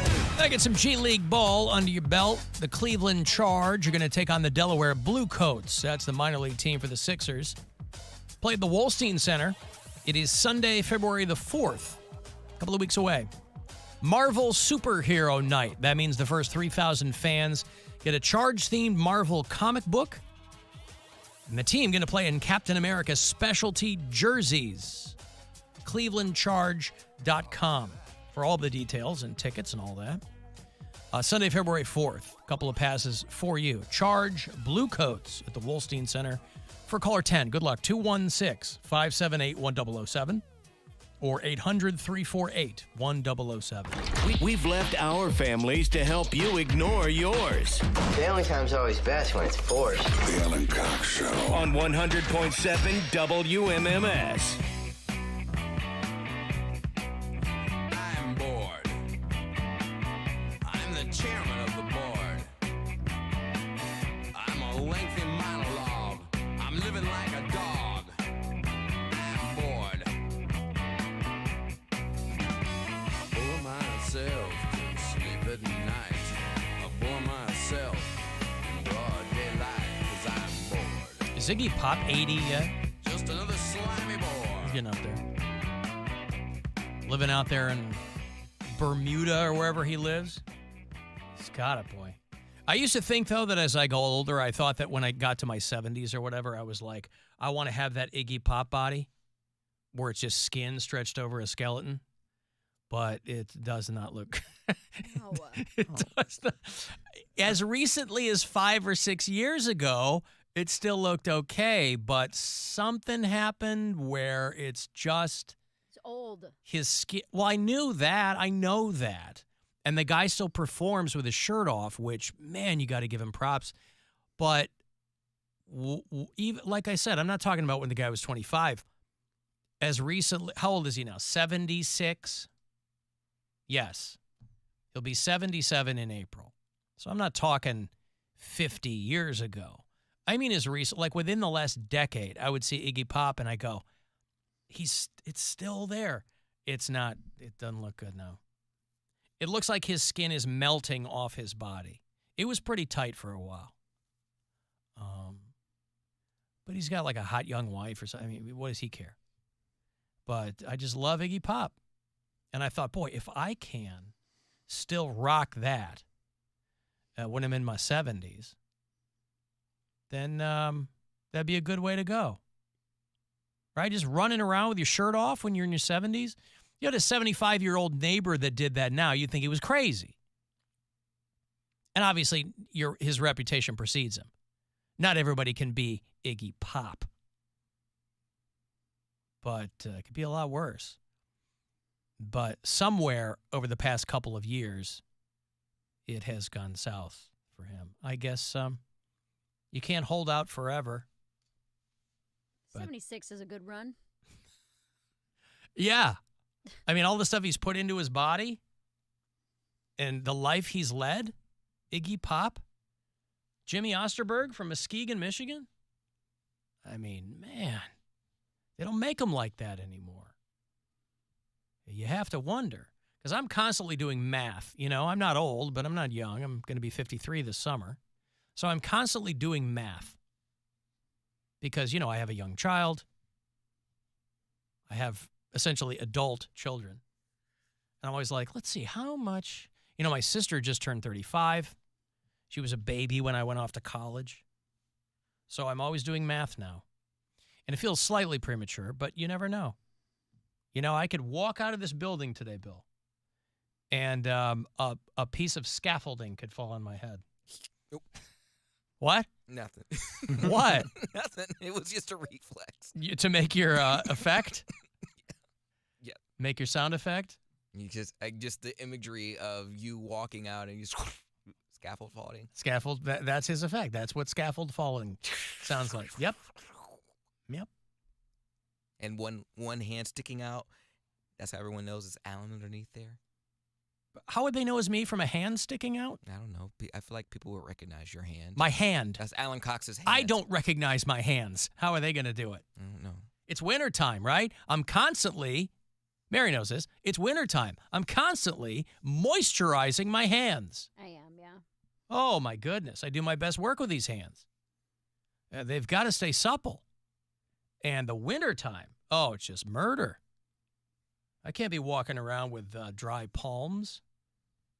They need to be moist. The wintertime in Ohio. Come on. We had like this week of winter, and yeah, I'm good. I'm done. Enough of that. How's it walking around in all of this? Miserable. It's terrible. I'm cold and tired every single day, and it doesn't go away. Well, it hasn't gone away in 3 weeks, but every day is cold. It's too early to be complaining. He asked me, and I answered. I didn't bring it up. Okay, I'm saying, do you complain like when Yes. Okay. I'll let you answer, Bill. I know, Mary. Yes. Are you like barging into Josh's office and like, oh God, I can't believe you live here. It's so cold. No. No. I'm not. Bill asked me, so I answered. Okay. But it's no colder than here. Yeah, but We're not walking everywhere. You walk from your house to your car. And from I your understand, car to your but I think back to when I was in Chicago, when I was younger, or when I moved back, and it's windy there. It's like you're being stabbed in the face with icicles all the time. And so the other day I'm outside and everybody's like, it's so cold. I go, it is cold, but thank God it's not windy. I'm like, that's, at least in my experience, in my muscle memory, the wind. I don't care for the cold. I'm over it, but I can handle it. It's that wind. It's bad. That's what just makes you feel just fried and you're wind burnt, literally. Mm-hmm. Yeah. Can't feel your nose when you get inside. Your eyes are watering. All that. You're running into Angela Yee in the ladies' room. You're all disheveled. Just a mess. Yeah. I know. Have you had more conversations with the elite there at iHeart New York? No, I have not seen anyone. I mean, that was just Thursday, I think, and I didn't see anybody Friday or today. Now, do you think that after meeting those people in quick succession, are you concerned at all that maybe they're avoiding you now? Maybe. That they all make sure they leave by when I get here. Yeah. Between 12:30 and 1. Hey, when does Mary Santora get here? Yeah. Go, she's coming! Go. I hope not. There's a stairwell that no one else knows about that's reserved just for the talent, the iHeart Just talent. so they go down one floor just so they can get on an elevator and not have to pass Mary. Do you imagine if they knew Mary was coming that first day and they marked all the snacks down to a quarter just so that they could impress her, and So I then could she feel goes at back? home? Yeah. And that was like a can of pop's like $3. No, it's still a quarter. That's amazing. I want to go there just so I can buy some of their snacks. Our snacks here are overpriced. We don't even have our own vending machine. He's going to take the time to travel there. Come on out. He's going to spend the gas money to get there so he can have You get pop for a quarter. Yeah. 5-cent pop. I'm gonna fly Spirit. Orange Fanta. A Spirit. I imagine a Spirit airline ticket from Cleveland, New York is probably like what, $96? If you can find one, though. Let's see. Spirit to New York. Spirit to New York. I'm seeing 212, 318, 222, 247. But how recent is that? Is that like tomorrow? That's this week, next week, the 1st, 2nd, 3rd, 4th. Spirit's not cheap. It used to be. And it's a 14-hour flight. You're going to have to lay over All somewhere. those layovers Yeah. to get to New York. For a quarter pop. When I flew, what was it? I think it was U.S. Airlines, and I flew from Raleigh, North Carolina to Cleveland. No, it's Raleigh. Raleigh, North Carolina, it was like 58 minutes. Like, it was barely an hour. And New Spirit makes you do a 14-hour layover. I wonder, let me find this. A guy was on Virgin Airlines, which by and large is considered to be, I don't think it's cheap. And I think it's considered to be a higher-end airline. There was a guy, it's international flights, right? A guy was flying from the UK to New York City. He was going back home. And they canceled the flight moments before takeoff because the guy is sitting there and noticed that several bolts were missing from the wing. Yep. How casual. But does everyone now have, like, we're going to Florida for spring break. Does everyone now have to just be on bolt alert? Like every flyer, is it on us now? Like, what pre-flight checks are there? There used to be like a ground crew. It still seems to be like standard operating procedure where they walk around the plane. They give things the once over. A lot of those jobs are they gone. not just do? What do you mean? Why would those be gone? Because they can't find people to work, or they're like stretched out between other airlines. Like But those are like usually like union gigs, I thought. But there are not a lot of people doing it. I remember. So they just go, well, I guess we'll just take our chances now with air travel, with the state of the planes. You know, You're not expecting bolts to fall out that often. We're all making. You check your car for bolts every time you get into it. I mean, I do, but I'm a nerd. When a door flies off, everybody makes a joke about it, and then when something happens, everybody makes a joke about it. But how often until and I get it. There's a ton of planes out there, and these are isolated incidents. But again, it doesn't matter if you're the person on the plane. You're freaked out that your plane is going to fall apart. I think I have been in some like raggedy planes, and no one said that those were necessary bolts either. Like they may have been on there, but it might just be helping like to hold down the paneling. There was a plane I got on. It sounded real sketchy. It kind of looked sketchy, but it was fine. Like I don't know, I don't know if they're getting ready to land or trying to like decline in altitude, and then they have like the little extender that comes off the wing and it like flaps around. It was hitting like really, really hard and like shaking the whole plane. And I was like, is this normal? Like I've been on several planes and this seems pretty intense. And it was fine. It just looked it sounded really ratchet, but it was fine. I mean, it just seems so strange that people were like, yeah, there were missing bolts. Well, we only had so many, and so we had to spread them out. The guy said, I thought it was best to mention it to a flight attendant to be on the safe side. Engineers climbed onto the wing with screwdrivers to refasten the bolts. What else are they going to do? While the airline staff told the man that there was no safety risk, because of course they're going to say that. Oh, it's fine.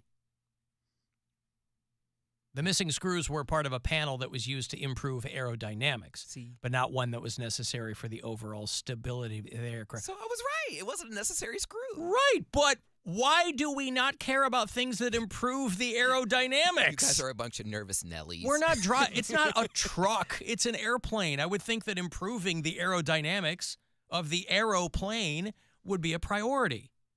It's not like a space shuttle. What I'm saying is if we've gotten to the point in air travel where the baseline reaction is it's not going to fall apart because it's not getting cheaper. I mean, air travel is still expensive. So I don't understand this. Like, what if this guy wasn't sitting by a window?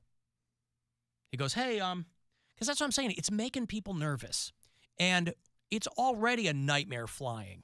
If people are more nervous and more stressed out, could be on edge. That's not a positive direction for people on an airplane to be more stressed out. And every bit of turbulence, people are going to go, Jesus, hope that wasn't a bolt. I mean, they canceled this flight. So it clearly wasn't something where they were just like, it'll be fine. I'd be so pissed at the guy, like, you got my flight canceled. Yeah, I'd rather not die, too. I mean, I can't believe nobody got, I guess because maybe it wasn't high enough, but I can't believe nobody got sucked out of that flight when the door came off. They were talking about that kid sitting there where his shirt got pulled off or whatever. SNL did an Alaska Airlines bit. Oh, nice. You know, the whole thing culminates with this horrible state of affairs for Alaska Airlines. At the end, they were like, we're still not Spirit. I got money for you. It's the last chance today to win $1,000 from the Buzzard bookie. So I hope you do win. Good luck. This is your chance to bet with the Buzzard bookie and win $1,000 now. Enter this nationwide keyword at WMMS.com. Bills. That's Bills. Enter it now at WMMS.com. Speaking of Alaska Airlines, I guess they got a little bit of good PR, although tangentially. Rainn Wilson from The Office was taking a flight on Alaska Airlines, and a flight attendant slipped him a napkin that said, "The office got me through some of the darkest days of my life, and I can't thank you enough." From Melanie, who was an Alaska flight attendant. So it's a very nice thing to do. It's very sweet. But Alaska Airlines needs a little bit of good publicity right now. So for him to be on that flight and somebody to slip it, hey, look at these Alaska Airlines gals. So nice. Look at that. They're getting through dark times. Yeah. Yeah. Well, it's less dark, though, I would imagine, if you're on the flight, because when the door flies off, the backup lights come on. Well, isn't that just how Alaska works? 30 days a night? Something like that, yeah. Yeah, so of course you're going to stay in and watch The Office, right? Go outside. Usually not when you're on the plane, but so good for them.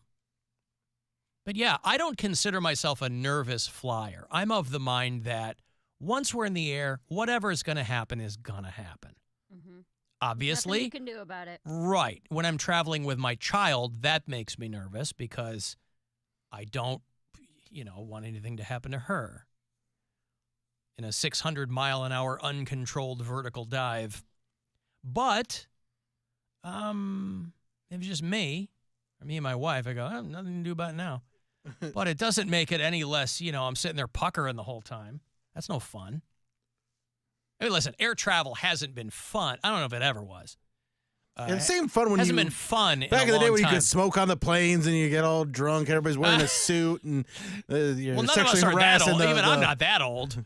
Pan Am. Yeah, you got the flight attendants or the stewardesses. Stewardesses back then. Yeah. Coffee, tea, or me was the old joke. But yeah, I don't know, man. Yes, it is true. With the sheer number of airplanes that are in the air, the stories that you hear about it like that, it's a mere fraction, but you don't know. My thought is always, well, what are all the stories we don't hear about? My thought is all of the bolts on an airplane are there for a reason. Right. There's no extras. So when they go, oh, that's not really part of the structure of the airplane, well, you put it on there. Someone thought it was. Right. Just for show. That's just for the aerodynamics. Yeah, that seems to be an important thing. I don't feel better knowing that the plane just won't fall apart. But, maybe they designed Poundcake, our resident aeronautical engineer, he's got other thoughts on it. Well, maybe they designed it like a rocket ship and it just sheds parts of it as it flies. Rocket ships don't just shed parts, right? That's part of the whole process of getting a rocket up there. The decoupling is planned. It's not like, whoops, it happened again. The boosters came off again. Yeah, I know. But I'm just saying, maybe that's how they designed it, and they just don't want people to know. Yeah. They don't want people that's to freak really out. good information to keep from a scared public Showbiz. for flying. All that showbiz up in the air. The pilots are showing, even if the plane's fully intact, the pilot shows up drunk. They've been sitting at the bar at, Dallas, Fort Worth for half an hour. All right, let's go take off. I still think the hardest landing I've ever had in a plane was when we landed in Montego Bay. Because it was just, I've never been on a rocky a rocky runway, and it was just rocks. It was just so hard, and I was like, bro, this is not normal. He likes it smooth like steak. It's all about texture for me. Yeah, it's all about the texture. Even when you can't feel it directly, it's about the texture. Ah, boy. I'm going to take a break. If you want to send me a text, 35192. If you're listening on iHeartRadio, you're free to leave us little talkback messages there, and AlanCoxShow.com for everything else. Rover's Morning Glory. Charlie says he's aware of something strange that happened. Jeffrey, did anything weird happen when you got coffee? No, I got coffee at home. No, at the studio. I showed Crystal a picture I sent to Snitz. Did you drop an ice cube on the floor? Yeah, I picked it up. Well, you picked it up, and where did you put it? Oh, God, don't. I put it in my coffee. I wasn't going to let an ice cube go to waste. Off the floor? In the kitchen? What? Rover's Morning Glory. Weekdays on 100.7 WMMS and 24/7 on our free iHeartRadio app. Get Spectrum, internet, mobile, and TV. Restrictions apply. Visit spectrum.com for details. When we say everything your car needs, we mean everything. Conrad's and Blue Falls Car Wash, local and family owned by Conrad's, with locations throughout Northeast Ohio.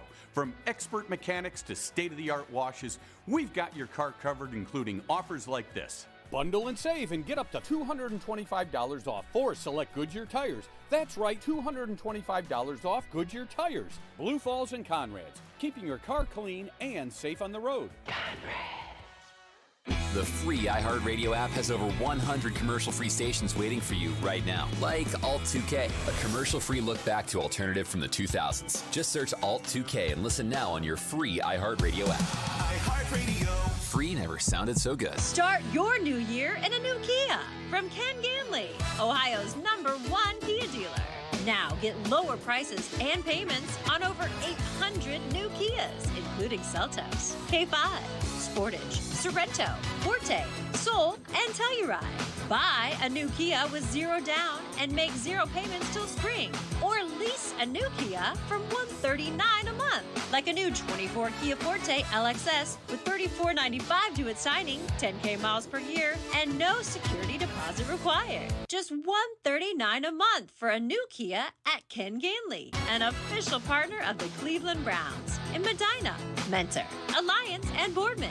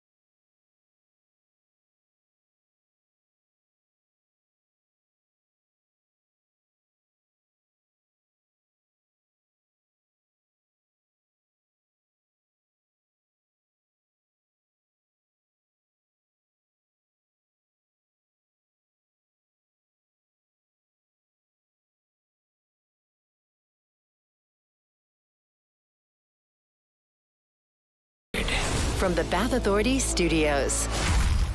The Buzzard. The home of the Buzzard. Buzzard. This is 100.7 WMMS. Cleveland. Call the Alan Cox Show. Where's the best place in America to meet single girls and guys? 216-578-1007 or 1-800-348-1007.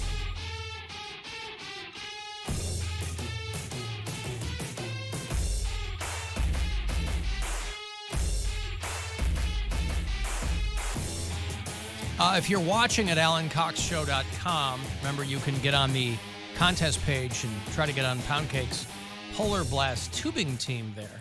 But also a tip of the cap to Bo Bob Homlager for helping out today in the video department. Much appreciated. Thank you, sir Bo or madam. Bob. Thank you, Bo Bob. Is that a male? Yeah. Okay. Bo Bob Homlager. And our 12th Alan Cox Show Polar Blast Battle is going to happen, our annual tubing race, out at Boston Mills Brandywine. That's set to take place on Friday night, February the 23rd. And so the next 3 weeks, we'll be putting people on our respective teams. Mary's going to be in for it, so she'll have her team Snow Babies. I'll have my team, the Coxsicles. Poundcake, it looks like he put a poll for people to choose, and it sounded like Astro Gliders is winning. Astro Sliders, yes. Sorry, Astro Sliders. I keep screwing that up. Yeah, Astro Sliders is 109 votes to like 45 or something like that. Okay. Last time I checked. I've seen, you still got 24 hours. So if you still want to vote, Radio Cody B, it's on my Insta story. But I've seen people come, like, I do polls all the time. I think I did Gwen Stefani and Fergie. Right at the tail end, I thought Fergie was going to win, and Gwen Stefani won with like a couple more votes. Like she came from behind. Yes. So it still could be tube shooters, just those people haven't seen yet. There's still plenty of time to make a choice. But Astro Sliders is far ahead. All right. Cavs basketball tonight. Your Cavaliers are in Orlando to play the Magic. That's a 7 o'clock tip-off here on the Buzzard and on the iHeartRadio app. You can listen. If you're in the area, we'll get out around 6:30, and that will kick off your pregame coverage. And then the Cavs will do 2 in a row in Milwaukee against the Bucks. That's a Wednesday-Friday doubleheader, so that means that they'll be spending a cold, gloomy Thursday in Milwaukee, Wisconsin. Whatever will they do? I don't know. Maybe they'll schlemiel and schlemazel all over the place. I'm going to sneeze. Hold on. Pardon me. And then they'll be back home to play the Pistons. The Pistons. The poor, poor Pistons. Christ. Thank God Detroit has the Lions, which is not a phrase you hear very often. No. You know, they were talking about the matchup yesterday. Great game, the Buccaneers and the Lions, that both teams have had winless seasons. It wasn't that long ago that the Lions had a winless season. And Browns fans can identify with that. But those Pistons, because Detroit does love its basketball, you know?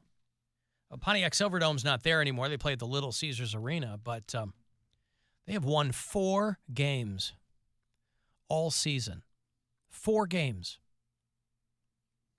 They're 4-38. And, you know, they just re-signed their coach last season. It's like this multi-million-dollar deal. And what are you going to do? This past Saturday, I doubt any of us, maybe Poundcake, I don't know if any of us posted. I didn't. Saturday was National DJ Day.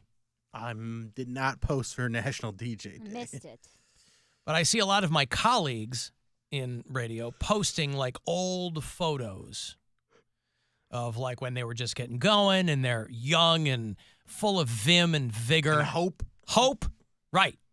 Full of professional optimism, having no idea. Suckers. Having no idea how years down the road they'd either be spat out of the business or they would become bitter. That optimism would kind of fall by the wayside. So I saw a lot of my colleagues posting those kinds of photos, and they can be very entertaining. But if you've been fortunate enough to be in this business for as long as some of us have, it comes with its ups and downs. There's a couple in Oklahoma who I don't think they knew they were celebrating National DJ Day, but on Saturday, they were trying to steal copper from a radio station broadcast tower. Nice. And so they cut the guy wires and took the whole tower down. Wow. Sheesh. There's a radio station. That's determination. Yeah. A radio station serves northeast Texas, southeastern Oklahoma, still off the air. There's a local media group who even know those were a thing anymore. K95.5 is the station. And a guy and his girlfriend got arrested for taking down a 500-foot broadcast tower with the purpose of stealing about $100 worth of copper. Oh, my God, dummies. That's insane. And be Well, it locked sucks up for the it rest sucks of for their the station. It I mean, sucks so much for the station. I mean, it's one thing if like something happens, you know, engineers will be out. We have engineers that will go out and do tower maintenance and things like that, and that's when they go out and make sure everything's running properly, and you know. But nothing you can do if they cut away the things that hold the tower up. These are very, very tall, so you need those guy wires to keep it in place, wind and inclement weather and things like that. How high do you think these people were when they were doing this? Not high enough. That's why they need the steel copper so they can get high. The tower was 500 feet high. To stay high. No, when you're high, you're not thinking about staying high. You're just happy to be high. You're not. You're not in motivation mode. Well, It's once it starts to wear off, you're like, I need to be high again. Then you go, oh crap, we don't got any money to get high again. We got to figure this out. But when you're in it, you're loving life. Yeah. They either use wire cutters or something really similar to that, and they just cut the guide wires on the top section, and that set of guide wires, after that, that's when it folded and came to the ground. We need to be able to reach the citizens of Northeast Texas and Southeast Oklahoma with life-saving information. And you've taken our voice off the air needlessly for, what, $100 worth of copper? Shame on you. And it sucks because they did about $500,000 in damages. And there ain't no local radio group owner that's got $500,000 lying around. Right. There's probably tower insurance, things like that, but that still sucks. They're going to get bought. Someone's going to like, ooh, you need our assistance? Now we're going to pimp you. Pimp you? We'll What are you talking about? We'll front you the money. Uh-huh. And then you just But pay then we're gonna turn you out? Pretty much. Wow, we're just- gonna make you get out there and clap it out with all your prospective clients. Clap it out. Man. Well, yeah, KITX there in Oklahoma, having a tough time. Sheriff goes, there's probably more than $100 worth of copper in there, by the way, but what do they know?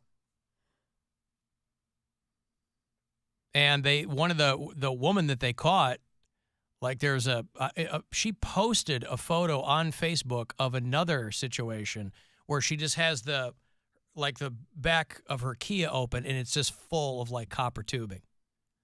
So obviously not geniuses,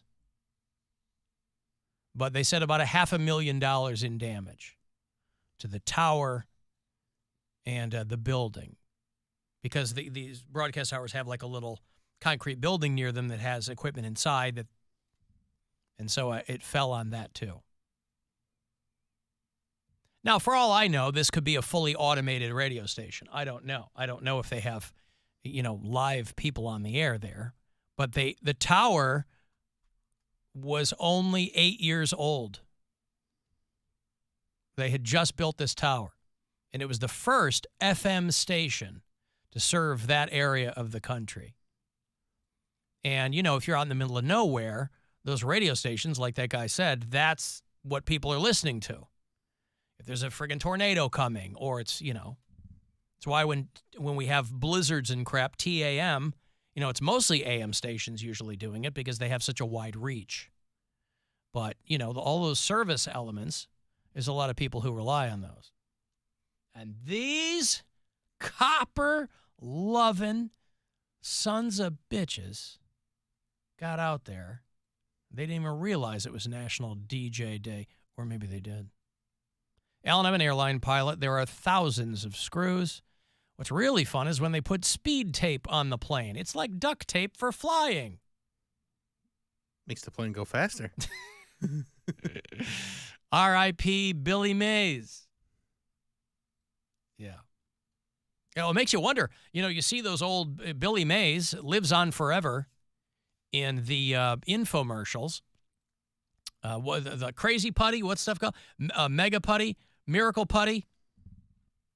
They could just be putting that on the wing. Oh, we're all out of bolts. I've got flex tape. Could I put that on there? I mean, you could try. Back when you could smoke cigarettes on a plane, these are the same planes that they're using. I mean, I think a lot of those were probably decommissioned before now, but who knows? But I mean, there still are some planes they'll get on and they'll have ashtrays on them. Right.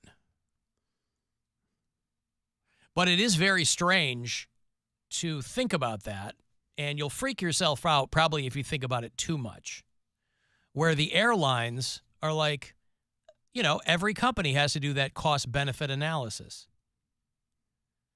What are the chances something's going to happen here against what it would cost us if something does happen and people sue? And invariably, they'll go, we'll take our chances. They sure do. They do. They absolutely do. They go, let's wait till something happens, and then we'll figure it out from there.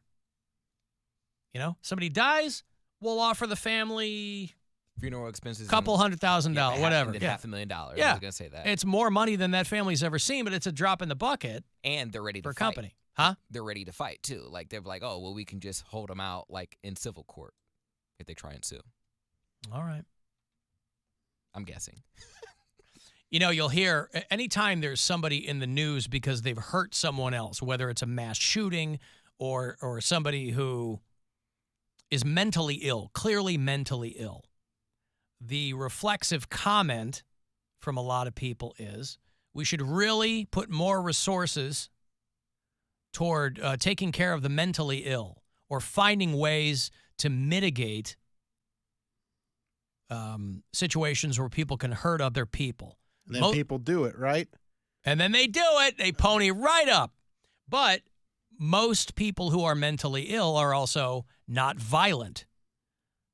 Most instances of violence is against people who are mentally ill, not at their hand.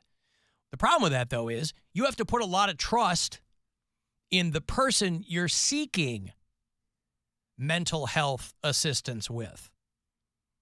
And so Travis McBride, who was a therapist in Florida, who specialized in anger management, ostensibly helping people through that,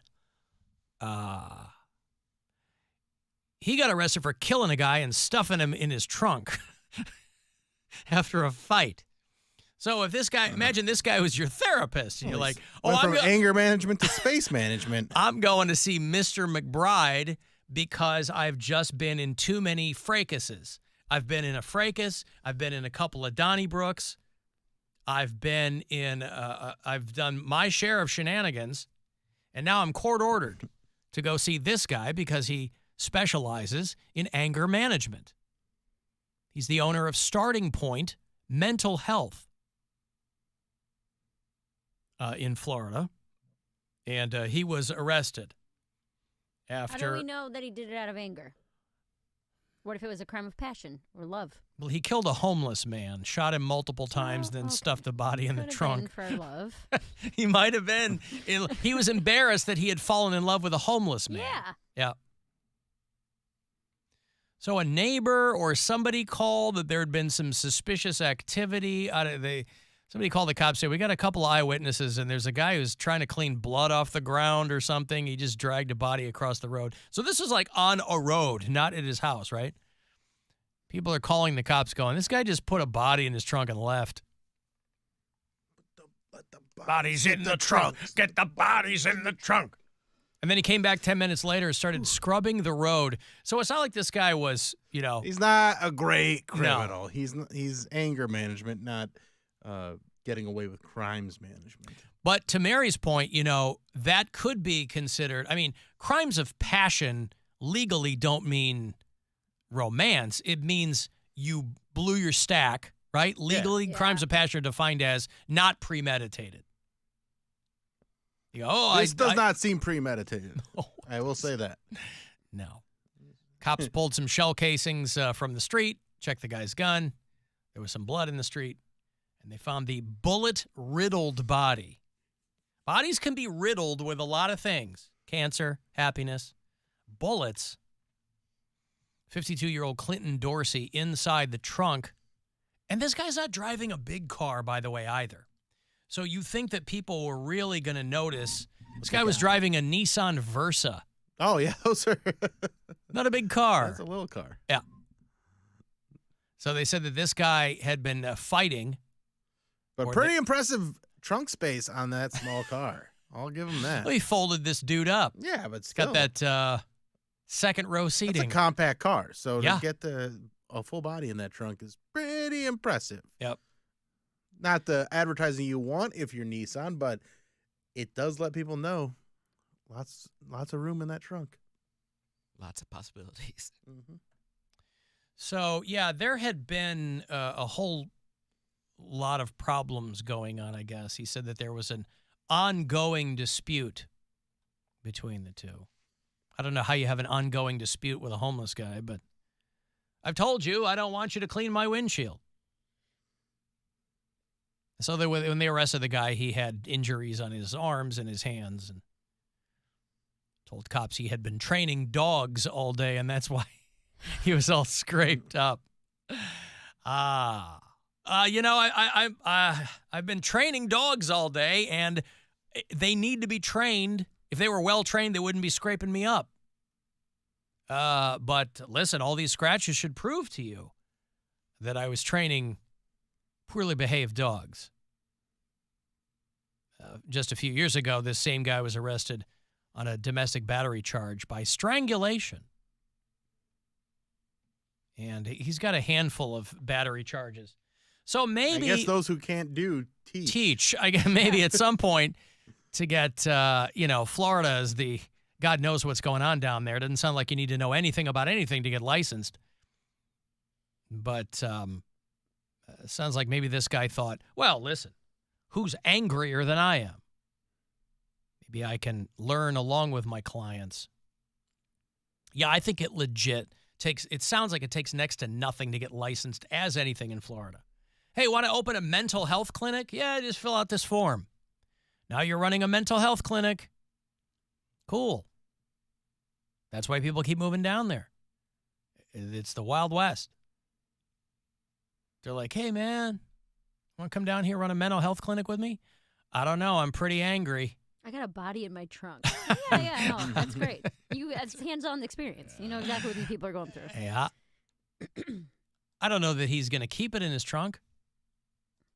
But as Exhibit A, Alan, have you seen the video of the police chase in Menor over the weekend? I haven't. I just heard that somebody stole a backhoe or something. And they stole like a big front loader. Like a low-speed chase? Yeah, and they're just driving it down a side street, and the cops are just following behind them. I saw that video. Crazy. Did not see that. All right. There's like a rash of those things happening because I think it was in Minnesota or something. Some dude in a Home Depot parking lot was like flipping police cars over with a bobcat type thing. Do they have a faulty ignition as well? That's easy to hijack? Maybe. Similar to it. I think a lot of times they just, if you know how to start them, you can just start them. Like people leave the keys in those all the time.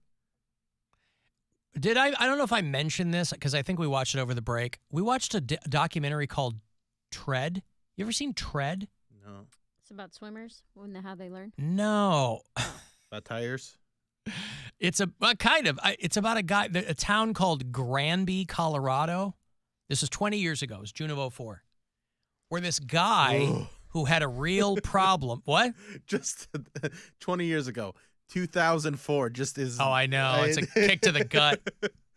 Like when you say 20 years ago, you're like, oh, you mean like 1987? No. 2004. This guy, they don't realize it, but this guy is spending all this time making this armored bulldozer. And then this was national news at the time, or international news. I don't remember it, but the documentary is wild. And he just drives through this small town, all these people that like were mean to him or something, and he's plowing through the buildings. And cops can't do anything because they're firing at but he's armored this bulldozer. It's wild. It's called Tread. And I mean, I guess there's no spoilers because it was 20 years ago, but if you're unfamiliar with the story, it's like a good, I think, hour, 20-minute long documentary. That's bananas. Because I really didn't remember the story. I was like, wild. He made a killdozer, as it were. I got a break. You want to get the last word in? Send me a text, 35192, Cavs pregame, set for 6:30. They start up against the Magic in Orlando tonight at 7 on MMS. This is the Alan Cox Show. Everywhere on our free iHeartRadio